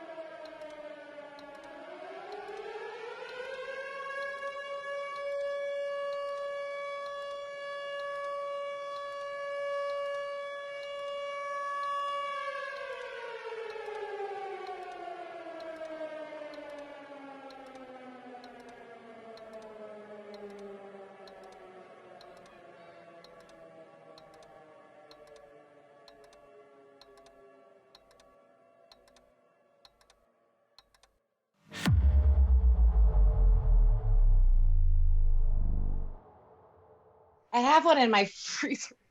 Our team, having successfully done battle with a horrific spider person, let's not avoid, be A careful. Cronenberg. A Cronenberg, hanging from a bridge, found a small amount of what amounts to Nuked treasure in its lair. I take it that's been divided up amongst the other party members. Yeah, just to take the load off at Torg. I mean, the Torg mechanical- appreciate. the mechanical chunks are like big, like they're a standard chunk, like a chunk of trade is the amount that would go into a messenger bag. Was it like a lawnmower Sweet. engine or Well, mechanical is 5 times as big. So that Cronenberg hanging from a bridge, mechanical chunks. That's my favorite Doty album, actually. wasn't that the second Bangles album? Cronenberg hanging from a bridge. I know. Wasn't that a Radiohead B-side? I think it Yeah. is. I think it is. The group continues on their way, and on the 5th day, you arrive where you were going, which is a settlement called Momont. So Momont is, if you're familiar with Central Texas, it's like one of those barely a towns along the highway that's half shuttered. Like needles. Yes. Yes. So the half that's not shuttered actually shows signs of life and population, but it's still a pretty desolate place. You've been here before, Tiber. You know that the people who are here are they're all like, was it Bert Gummer from trying to reference him, but I can't remember the name with the graboids. I chin nod to him. I say, hey, Ace. Yeah, so there's a bunch of like people that are they own 86 guns and are they live here. It's a very armed community. Yeah. So You said like Texas, right? yeah. Okay. Yeah, this is Not much has changed. hardcore. Yeah, this is like It's actually gotten safer. Yeah. This place. Yeah. Yeah. This place is way safer than Central Wait, Texas. Yeah. Crime's way down from where it was pre-apocalypse. you don't know whether to laugh or cry, right? So you head down to what was once a pawn shop. Plato's a god. And you can tell from a distance that it's been secured. It's been armored up. Extra security's been put on. Like it was originally a pawn shop, so it had the secure shuttered windows. Mhm. But they've actually put distancing. Short walls with 6 razor foot? wire. I was just gonna say. Sure, 6 feet. It's going to ensure social distancing, and then you can come around and go to the door. You know from experience, Tiber, that he's got a camera set up. He has to buzz you in. So it's also a little bit like the underground jewelers in the movies, right? Right. All right. So I look up at the camera and I just kind of shrug like it's me, and I wait for the buzz. There's a buzz, and Erik, I think you would probably notice the gun ports. So there are a couple of gun ports here. It makes me chuckle a little bit. So there's no guns in them. So it's just a place where if they needed to defend it, they could. It's certainly the kind of place that you could defend. And inside, it's a lot like just a pawn shop, right? There's a lot of displays, a lot of crap in them. But there is a small display that's actually got guns and ammo, things like that. But Tiber knows that the stuff you want is in a back room and super secure because it's incredibly valuable. Sega Dreamcast. Right. Archie carries essentially keys of Yoo-hoos. all kinds. So physical keys, electronic keys, the kinds of kits that we'd use to run a bypass, that kind of crap. Unopened box of Quisp. For a pretty specific kind of thing. And Quake. Just Archie's there. What's he look like? Archie's a big dude. He looks a little bit like Norm from Cheers, except he's wearing a Hawaiian shirt that's really old and bleached out, so you can barely see a pattern on it. And it's kind of... It's like lasted or went. It went. He's a little wenty. But via Lassiter. yeah. He's got lumps, which don't seem to be entirely fat. So you think he is in some way mutated and hiding it in almost moo-moo expansive shirt. Cool. So I like go full Han Solo on him, like Archie. And so every time he comes out and they give you the hug, but he always turns away. So for some reason, he's very sensitive about that. About hugging? He's like not a hugger? He won't do a full-on hug. No, I don't expect him to, and I kind of know this about him. Yeah. But I make the gesture of warmth to appreciate the familiarity, and I gesture to my motley crew, and I say, treat them as you would treat me, my friend. It is good to see you. How is Anita? So he opens his shirt, and Anita says hello. So he literally has a face on his stomach. He's got a little quado. It's the Elmer. He has a quado. Yeah. And it's an Anita, and they were married 2 years ago. I know. I said Anita, and then I do the arm gesture again to give her a big hug. So you know that when she's dominant, his head just goes limp. Yep. And she has control of the body. She takes over. So she's perfectly willing to give you the hug. I know. Anita! You I'm get like, the hug, but when she does that, Archie's head is just like, it just sort of lolls to the side like a broken bobble. So I give Anita a hug, and then I said I would have brought a Kugal, but we were pressed for time. You're forgiven. It's always so nice to see you. So nice to see you. How are the kids? Well, we're still looking. Yeah. Looking for a way. And she tears up a little. Oh, no. You will succeed, because you know why? It's coming from a real place. You know the problem. I do. Well, maybe if something can be done, I don't know. And I'm not worried, but you could adopt. There are so many children that are feral. And he quickly buttons the shirt. Yeah. I know you like her, and I know like her. I love her. She's like a sister to me. She wants me to adopt, and all that's around here is goblin kids, and I don't want to come. Whoa! Sorry, Erik. I kind of step forward and chuckle a little bit, and I roll my sleeve all the way up to show them my long and gorilla-y arm and offer a hand for a shake. He looks okay, we're going to put game mechanics in the uncomfortable social situation. Yeah. Make an insight check, please. All right. Only we could do this in real life and hammer some of this shit out, huh? Yeah. Oh. Nope, no insight. Okay.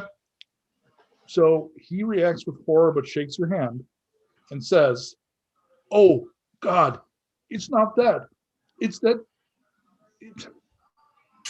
I just wanted a little bundle that is mine, you know, through and through." No, I understand. We want. But sometimes love comes from strange places, Arch. Anyway, we're here for something else. He points at his stomach and gives you a... Yeah, no, I got it. I get it. I love her, but I know what you're carrying around with you. So you have a need, or is this just social? Well, need they be mutually exclusive? They do not. Exactly. So he pulls out the bottle of Pappy and he goes, "Brother." He asks his tummy if it's okay, and you hear from under the shirt, "Go ahead." So I pop a bottle, and actually amongst my person, I have two gorgeous crystalline Swarovski crystal glasses that I produce. Bam, bam. I lay them down. I pull out two fingers. Boom, boom, boom, boom. I cork that baby back up. It goes back in my holster, and I raise a glass and I say, "Slancha." Slancha. Clink. Hammers it back. Mm. Oh. I know, right? Oh, right? Right? If you could mainline heaven. I feel so much better. That's what I'm saying. I'm under a lot of pressure, you know? I don't envy you and your position in this world. We have a situation that could be actually mutually beneficial to all of us. And I defer to Erik. So that this is the Erik? Yeah, and I reveal one of my ridiculously chiseled abs with the scar from the gut shot, and I go, we have Erik to thank for me being able to stand here and share a bottle of Pappy with you. And I button up my very expensive mithril and then I pull the Kansas t-shirt back down over it. Yeah, and then I say, Erik. So Torg, that looks like battle weave to you, which is like super high-end combat armor. You've seen it once or twice in your trade, but it's like the rich guy that has one bodyguard that he's putting a lot of money into to keep him safe. He might outfit that bodyguard. It doesn't belong to that bodyguard. That guy dies, he takes it off him and gives it to the new bodyguard. But he's just wearing it. Good to meet you, Erik. I am Archie, and I am the keymaster. I collect tools for people like our friend here.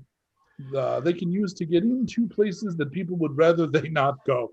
Well, in the interest of plausible deniability, my new friend, I will not tell you exactly where we're headed, but we could definitely use some tools. I would need to know what kind of place so I know what kind of tools to give you. Let's assume it's a military grade installation of some sort. You don't have to make a insight roll to see his eyes widen slightly. Really? We are on a glorious mission that I cannot describe any further. And then I give a shrug, like this isn't the first time that we've had to keep things. Well, so this is a team that could do something like this, Tiber? If I could describe to you the Cronenberg we just took out and the bar fight that we just encountered, this is a capable trio, albeit they look like something from Schoolhouse Rock. They are capable. That was Torg's favorite show before everything go boom. Amen. Planet Amen. Janet is a galaxy girl, man. That's what's happening. Even the Free magical number. I'm saying. So you trust the kid? I trust the kid. This kid is he's more than meets the eye. All right. Well, the good news is I may have what you need. I wouldn't be here if you didn't. Bad news is the same bad news I give you every time. It's going to cost. Even with the friends discount. What is it? What are we looking at? Well, I mean, and the other thing is this may be a downside depending on how you think of such things. He's looking for, and he addresses there. He's looking for friend or foe tags. So these things, systems can read from a distance to determine in the battlefield, are you an ally? Are you with us? Or are you someone we have to use security against? I have some of those. They're old military grade. They have to be surgically implanted. They're not like something you wear. I have the skills necessary, but I'd have to cut you a little. And he points to his chest, right above the collarbone. They go here. I think the reason is they have to be able to read that you're alive, well, and moving, and they also draw power off of your system. So I'd have to cut you and implant them. I mean, the tags themselves. So he turns to Tiber, and he's clearly going into negotiate mode. These are an asset that I wouldn't normally let go. Could we keep this a friendly transaction? Would you maybe be willing to do a favor for me?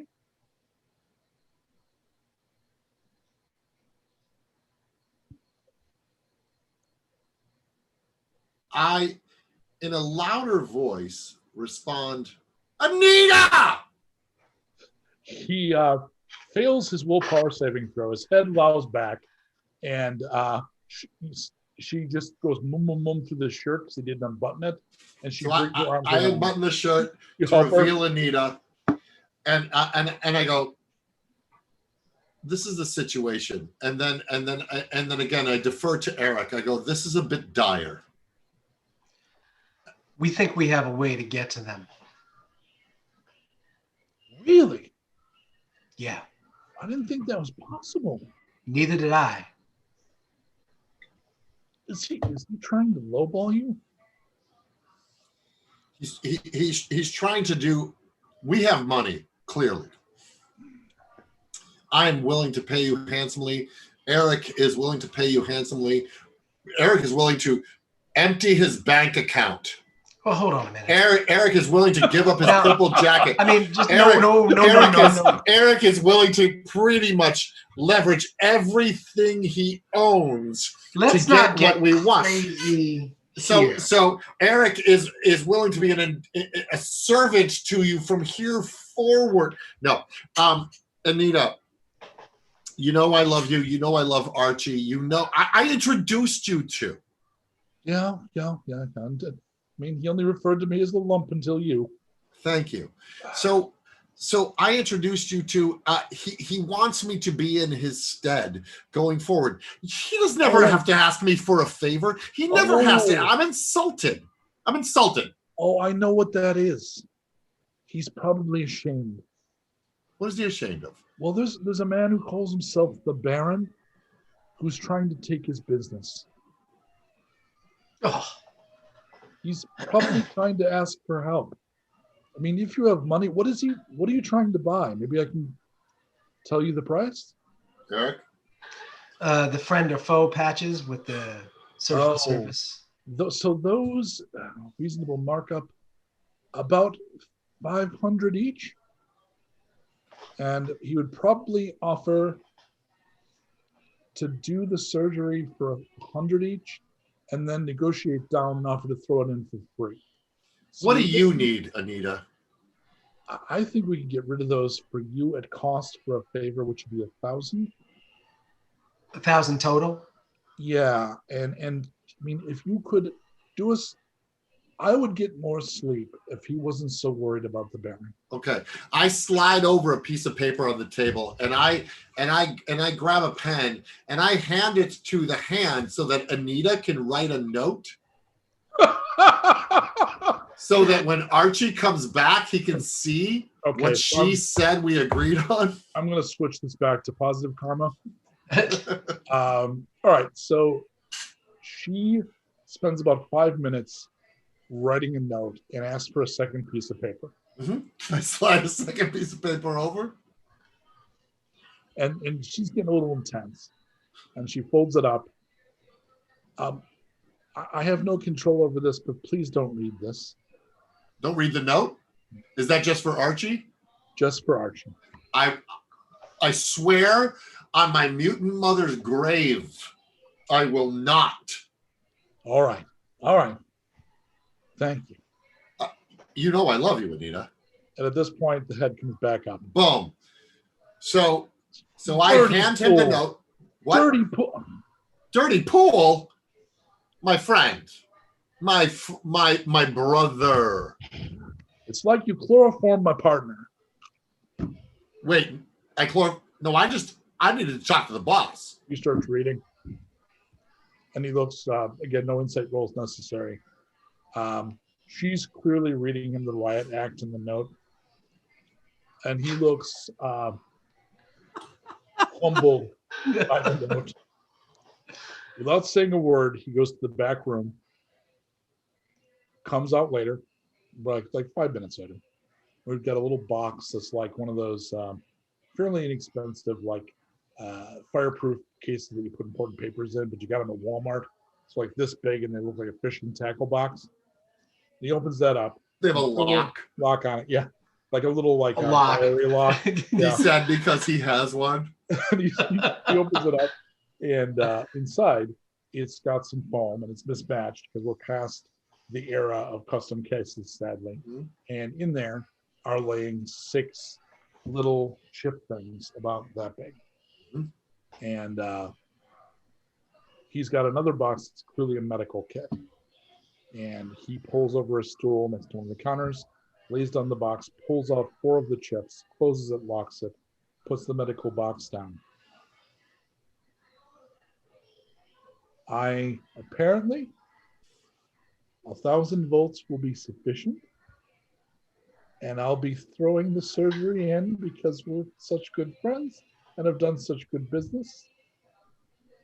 And once we have finished here, if you would like to offer to help me with my problem, with my competition,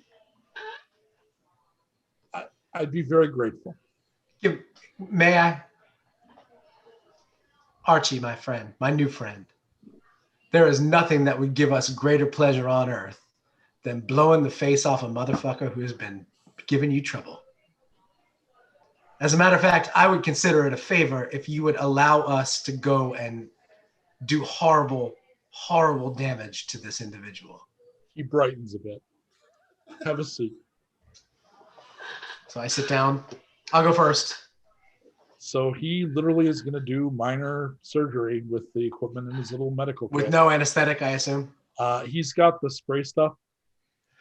Okay. So it'll be surface, but it'll still be painful. I lean over to Torg and go, we have to find a Kugal.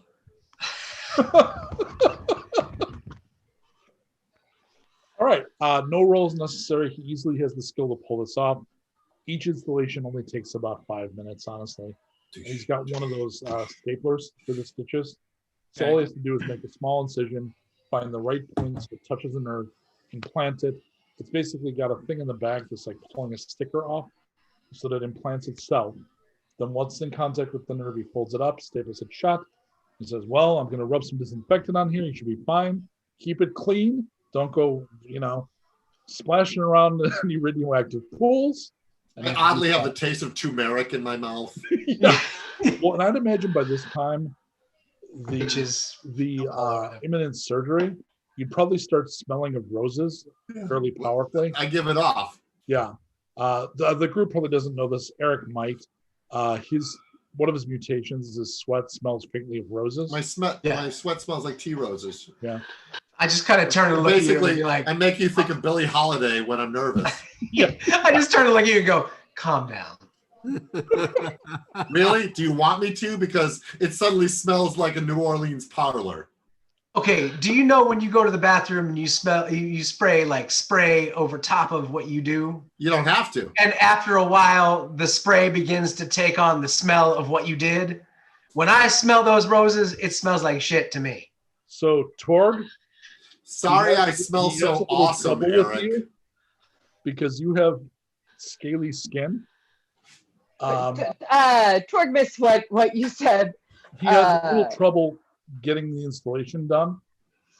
Tiber, your knife might be able to make that cut easier than he could. So I take out Ziggy Stardust and I twirl it and I go. I whisper to the knife. I go, "Be gentle with my new friend," and then I hand it to Archie, and I go, "This should do the trick." And the electric blue kind of starts up around the blade. He'll test it on the wood of one of the displays. What, you don't trust me? Cuts. No, I don't trust myself. I have to find out how deep it'll cut. I absolutely trust you. All right, so this should get through. You're a tough one, aren't you? Diddle, diddle, diddle. So he vibro Very blade. tough. Wait, Vibro blade. are you doing something to Torg? Torg feel slight tickle on shoulder. It's already over. We had to use a special weapon just to get through your skin, but it's all done. Oh, that's true, because you can even shrug off injuries. So it probably barely felt it. So even though Torg, it was like, did Torg's like, did a fly fall and land on my shoulder? Even though we basically had to use a lightsaber to even get into you, you're like, whatever. And he passes the thing back. If you ever run across a little version of one of these, like for surgery, I'd pay a great deal for that. Navad, how are you with pain, buddy? So I think Navad's said it all. Yeah. Navad's take is he's kind of into pain because it's kind of metal. So it affects him. He doesn't shrug it off. So you might get like yeah, a little bit, but it hurts. I'm like, it hurts, and I don't think he actively craves it. Like a tattoo. Puzzle box, fucking pain seeker. Like a tattoo. Yeah, it's not Gom Jabbar level. Right. You're like into it. Yeah, It's not Jesus wept. Like we're yeah. Jesus wept. So no Jesus, problem. You wow. see him, dancing a little in his chair. He clenches up, he grabs the end. He installs it, no problem. Fane, you're a pro. He can just very easily, boom, boom, boom, done. Super easy. So all 4 of you have now been tagged. He tells you, as far as I'm aware, and now obviously the systems that control all of this may have been altered, but I don't think so. And if they have, Fane may be able to fix that for you. But the way these work is if you're going to try to get into an installation, it should read you as friends, and at least some of the exterior defenses won't trigger. So some of the things like drones and autocannons. Now, once you're inside, if you're in a high security area, that's all you. And he points to Fane. That's all you from there. But these will at least make sure you don't get blasted to nothing on your way in.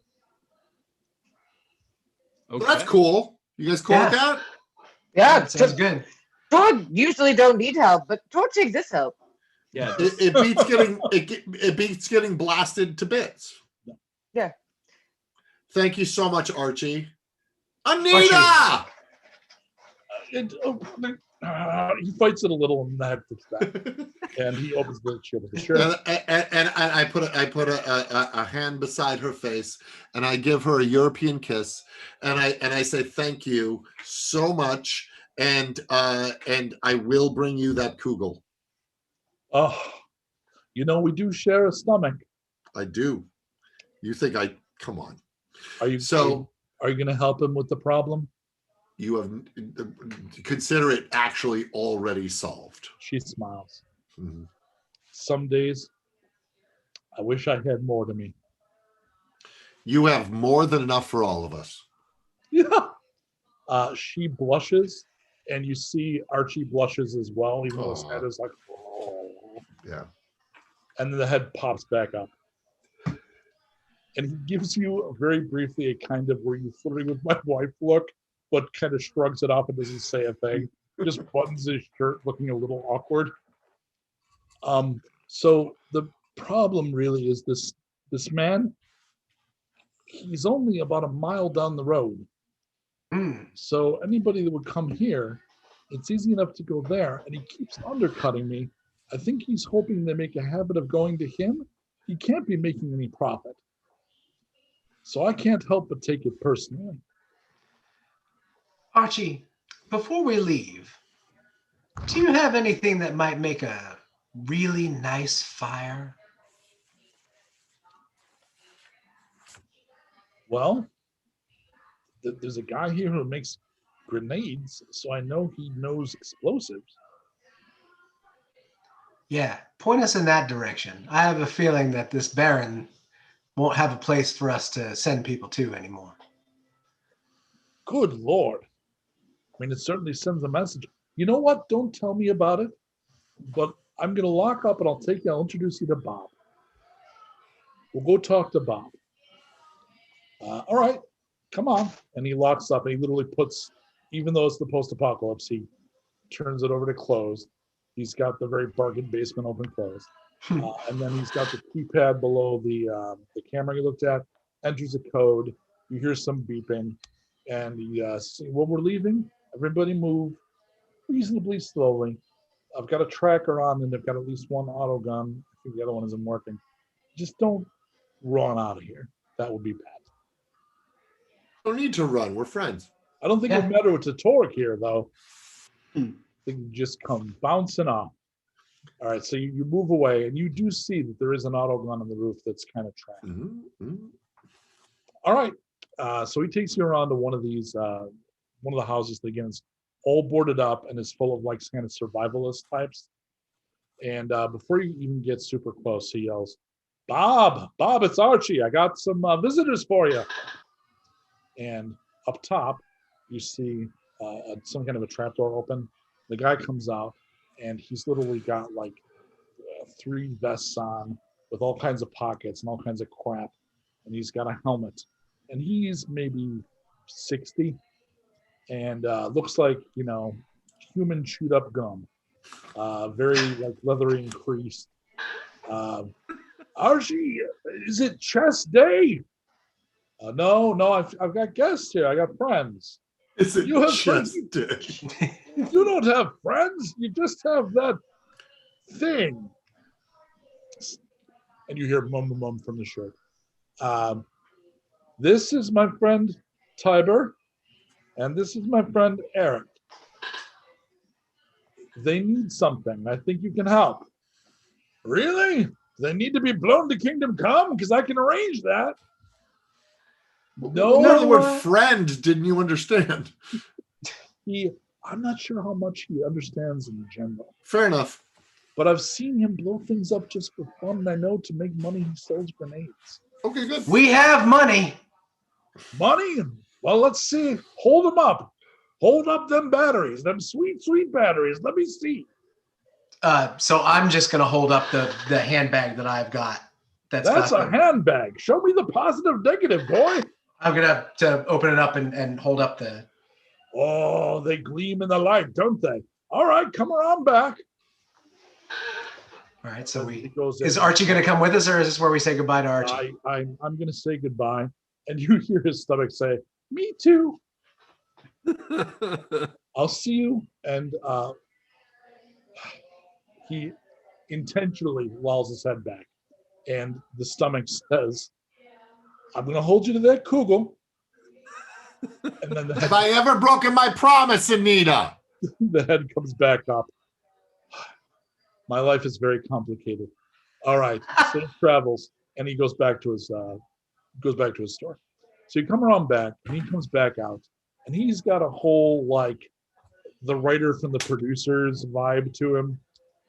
Very jumpy, hyper military, very paranoid looking older dude. He opens the door, but you hear like the 87 locks and latches. All right, so I saw the positives and the negatives, and what do you need? You need a grenade. I need something that causes a pretty good fire pretty quick. How big? You wanna set fire to somebody's ride? I want about somebody's child? I want about 2,000 square feet worth of fire. Huh? Oh, I guess we can be friends. So you want a whole building to catch fire? I mean, in the interest of plausible deniability, I will keep it at 2,000 square feet. And you want that to be fast, right? You don't want to set little fires and let them catch. You want boom. Fast and hot, my friend. Like speed metal. Yeah. All right. You have volts? Yeah, I got volts. Okay, so if you paid her 1,000, you're actually 50 in the hole as a group. Now you've got all kinds of trade goods, but no actual volts. Is that true? I thought we had 1,500 and we spent 50 at the bar and we just spent 1,000, so that would give us 450. 1,000. I think it was 1,000. Oh, okay. Yeah. You do have all kinds of salvage though.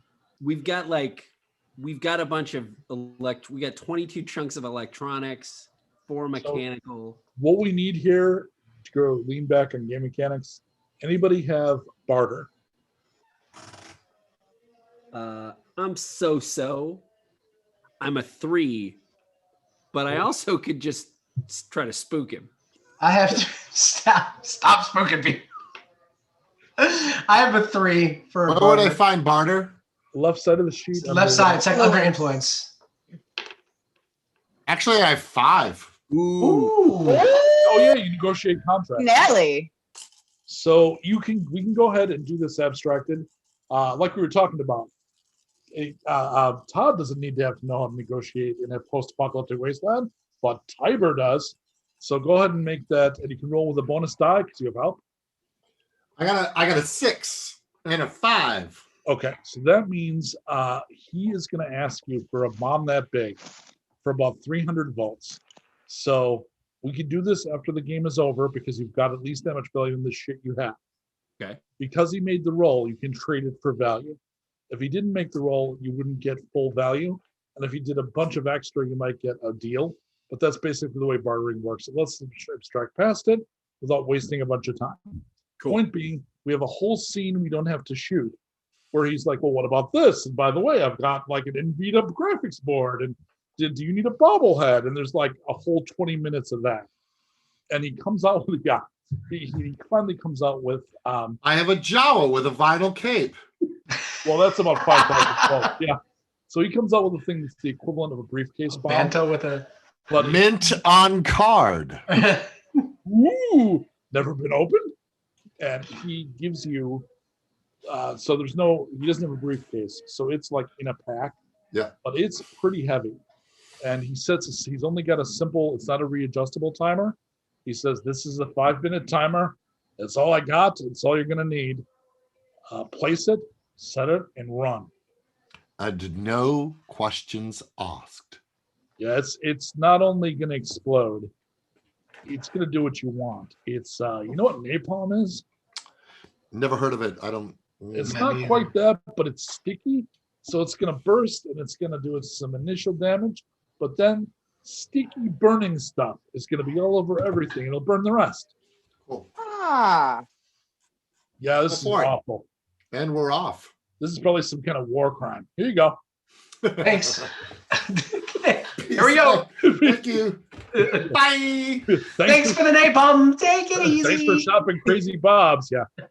So you take the big boom, and he closes up, and again you hear the things go down. And so I'm looking at the time because we normally end around 10:30. So let's go burn something, and we'll call it a night. Sounds like about what's going to happen. Sweet. So you guys head back to the road of the town because he told you where the Baron lives.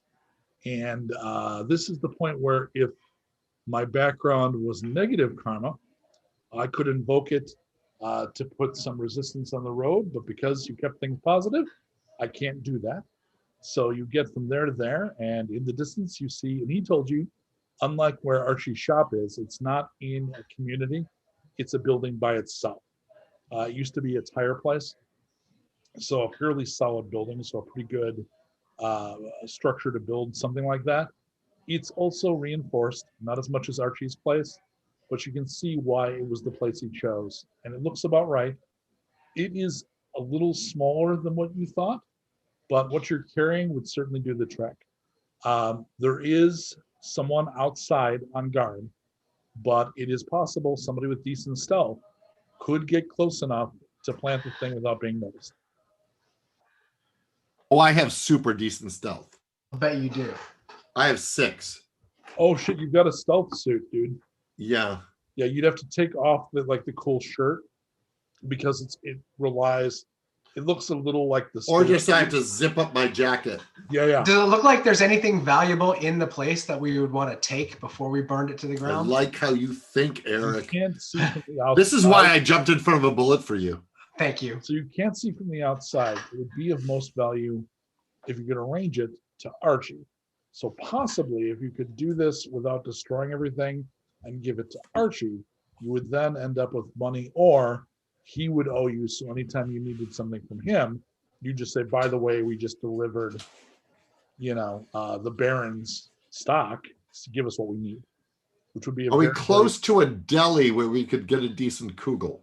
Or make one. I mean, there's noodles and raisins everywhere, right? Like it's the thing that we can an do. off-screen subquest between session 1 and session 2. It's gonna blow up the Fair building. enough. I'm not opposed. Tiber, would you like to open a Kugal shop after this is all done? We can talk I'm not about. saying I want to open a Kugal shop, but I am saying we need a Kugal. Yeah, we do. We definitely do. Torg agrees. Kugal is needed. Torg speaks as if they were like the Kugal monster. Torg is Kugal. Kugal is Torg. All right. Ah, Divide. K is for Kugal. That's good enough for me. So while these guys are what they're going to do with this bomb or whether they're going to bomb it or not, Devad is just going to stroll up to the door and just ask to go talk to the Baron. so the group will see you walking away. Yes. You can choose to intercede or let Devad just roll up. There's a pretty good chance that he's already been noticed, because at this point you would have stopped to talk just outside of detection range, but he just strolled up. So like the guy at the door is looking his way now. What Is there a back door? Yeah. Ooh. I think maybe Tiber should do a little bit of backdoor action. And the back door is also where the tire yard That's would the have been. third room. That's the third room at the Nine Lights. Where all the backdoor action happens. Yeah. Uh-huh. that's- Wow. Wow. Do we still use phrasing? Yeah, so the back is where the tire yard used to be, so there's lots of places to hide. It's ideal stealth. So you want to drop stealth, and Yeah, your stealth suit even comes with quiet shoe. yeah, it does. Do I So, need yeah. to roll anything? Well, let's hold off on that. We're going to start with Devad rolling up. Yeah. The guy at the door. Hey, welcome to the Baron's Den. For all of your hacking needs, you bring money. Yeah. Okay, let's see. Okay. I don't have any money on me. So Well, that I'm was gonna, easy. I'm gonna do that. I'm gonna put my death head on and say, "Take me to the Baron." Make a intimidate roll at a 1 die bonus. Okay. This is funnier if you fail. So much funnier if you fail. I got 1 5. I got a partial. I rolled 7 dice. Make it insight roll. So it's a really cute Ghost Rider face. Yeah, it's a smiley Ghost Rider. It's kawaii. It's a kawaii. It's a kawaii. Can't really It's a kawaii. It's it. like big, Oh. like doughy eyes with sparkles. Okay. Oh, this is hilarious. I miserably failed my insight roll. I will give you the option to spend your good karma to make it a success. Please don't. Say what? Don't? Did you say don't? I just want to see what happens if you have to just if you just have to turn around and walk away. I'm gonna save the karma. Let's save the karma. And it's just a mess. I'm just like, You just walked up to somebody, your head exploded into a flaming skull, and then you went, I'm good. I'm good. You got any money? Nope. Peace out. His reaction is to say, this kind of thing is exactly what I'm hired to not take in to see the boss. Oh my God. He doesn't even pull anything. He says, he leans in and he sounds like worried about you. You know I have a gun, right? yeah.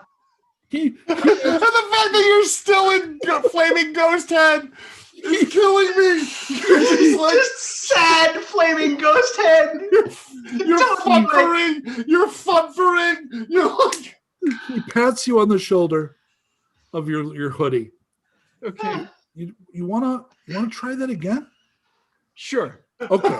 And he goes back and he stands like he hasn't seen you. Okay. Oh my God. So at this point, I'm going to try to up it a little bit. And I'm going to cast Terrorize. And I'm going to try to mind freak him. Okay, so the way that works, you have to use the lower of the 2 required skills. Yeah. You're going to get a 1 die bonus, because well, not actually a 1 die penalty, because he's not afraid of you at all. Okay. The 17-year-old kid you just hugged, you're not afraid of. They're like Yeah. with his head on fire. this is a Shane Black lackey. Yeah. So, what'd you get? I haven't rolled yet. Okay. Oh, I got a 6. Okay, so it works. No, I get a willpower roll. You get to roll his willpower. Yeah. Say, right? So he stands stoically, shakes it off. That was much better. Are you hungry? Meanwhile, Tiber, you're sneaking around back, right? Hold on. Yep. Pause. I Mike, need a do I take stealth a roll? Mike, do I lose a hit? Yeah, 2. I lose 2. Okay. Yeah, yes, the cost of the spell. I hurt myself. No, you've got the material advantage. You could So use I one, got of the, one of the things in your pocket to offset the cost. I got a 6 and a 5. Okay, so while this is all going on, you, like a shadow moving across the land as the sun goes overhead, you slip silently and unseen around back to the tire yard. By stark and stunning contrast as to what is happening at the front door. I so want this intercut. So what do you do? So I'm gonna. Do I have the sticky bombs? Yeah. So I'm gonna go in back. First, I want to do a quick survey to see if there's anything that I could stick in one of my cargo pant pockets of value. Okay. Well, I can tempt you by using good karma to put something really neat where you can grab it, or we can just roll. Ooh. Good karma can be used to like do a little plot. Let's karma this crap, dude. Okay. We're like Yeah, we're karma, like karma, 10 karma, minutes karma, from karma, wrapping. get up. Let's Okay. karma this. All right. So you find something valuable that's mounted on the upside, and you pull it out, get it away. I like how big that It's is. actually written on the side. It says something valuable. of value. You find a good place to stick the bomb. And Uh-huh. there's actually like the back had a garage, Mhm. and they've kind of permanently sealed it, but the bottom part never seals permanently, and it's not Sure. like they had caulk. No. So you could literally slide the bomb under that door. Okay, great. So I slide the bomb under their cock, and I do a cock slide Through the back door. Through the back door. Yeah. So Right. like a shadow in the night. Sure. So I slide it. I pocket the thing of value, and then like so much smoke dissipating underneath a lamplight, I slip back out. Now, is it a detonator activated bomb, or is It's it a something timer. I have to like pull a pin on? It's got a button, and then they said 5 minutes. Okay, great. So I sit there for 4:58. Sure. And I just sit there for a second. I sip some Pappy. You want a Michael Bay pull away? Is that the? Yeah. While I Okay. do this, so that I can walk away as Right. it explodes behind me. Yeah. Um, Of course. So these guys know that what's going on. Yeah. I do this. Does And Navad then- know what's going on though? No. He's about to find out. Yeah. So I slip out the back with 2 minutes to spare, and I walk around front, and I go, "Hey, Navad, we have that thing." So before that, the guard at the door offers you a piece of a candy bar. And you Candy see bar? It's been made recently, Is it a Yeah. Zagnut? and they've rewrapped it in like an old. They've saved the wrapping, and they keep making new candy bars and rewrapping them. This Is is that there you go. chocolate? I was just gonna say, is it chocolate? yeah. It that's what- is in fact chocolate. Oh no. Oh no. No, thank you. I don't eat chocolate. Oh, Muslim? No, it reminds me of when a man died inside my mind. And as you say that, Tiber Fane comes around the corner. You'll hear that shit, by the way. You hear him say, "It reminds me of the time a man died inside my mouth." And I said, "Hey, Deathface, we're late for that thing." And Oh, we cut back to the timer going beep, beep, beep. And then the two of you, will you pull him along to give him the idea we should be walking Yeah. peacefully away? Yeah. I'm gonna let my face go back to normal. Slowly. As you're walking away, the guy at the door says, "Just keep trying, man. You'll get it." Thanks. Boom. So the two of you And then need he to make explodes. reaction saves. Reaction save? Yep. I got 2 6s. I'm good. Robert. I got 1-5. Okay. So that does mean you catch a little. So you're going to get the impact in the back a little. So my hair Probably goes. he was- poof, poof, poof. He's pushing Nevada along. It singes like a quarter of an inch of hair. It on makes the back. my duster kind of blow forward. Erik and Torg, Navad, from where you're sitting, distracts the guy at the door while Tiber goes around back, sets the bomb, comes back to tell him the timer went, and it looks perfectly executed from where you're sitting. Man. Nice. And then I lean over to Navad and I go, "Just don't say anything." Okay. I tried to Leroy Jenkins that so hard. All right, so the group is reunited. The Baron's budding business is destroyed. Everyone in that building is dead. Yes. It's going to be a nice boost to Archie's business. If it wasn't already negative karma, you might get negative karma for the blow up everybody in the For destroying a man's livelihood and Yeah. his coworkers. Hey, it's all in good fun. I mean, and we're just trying to help a friend. We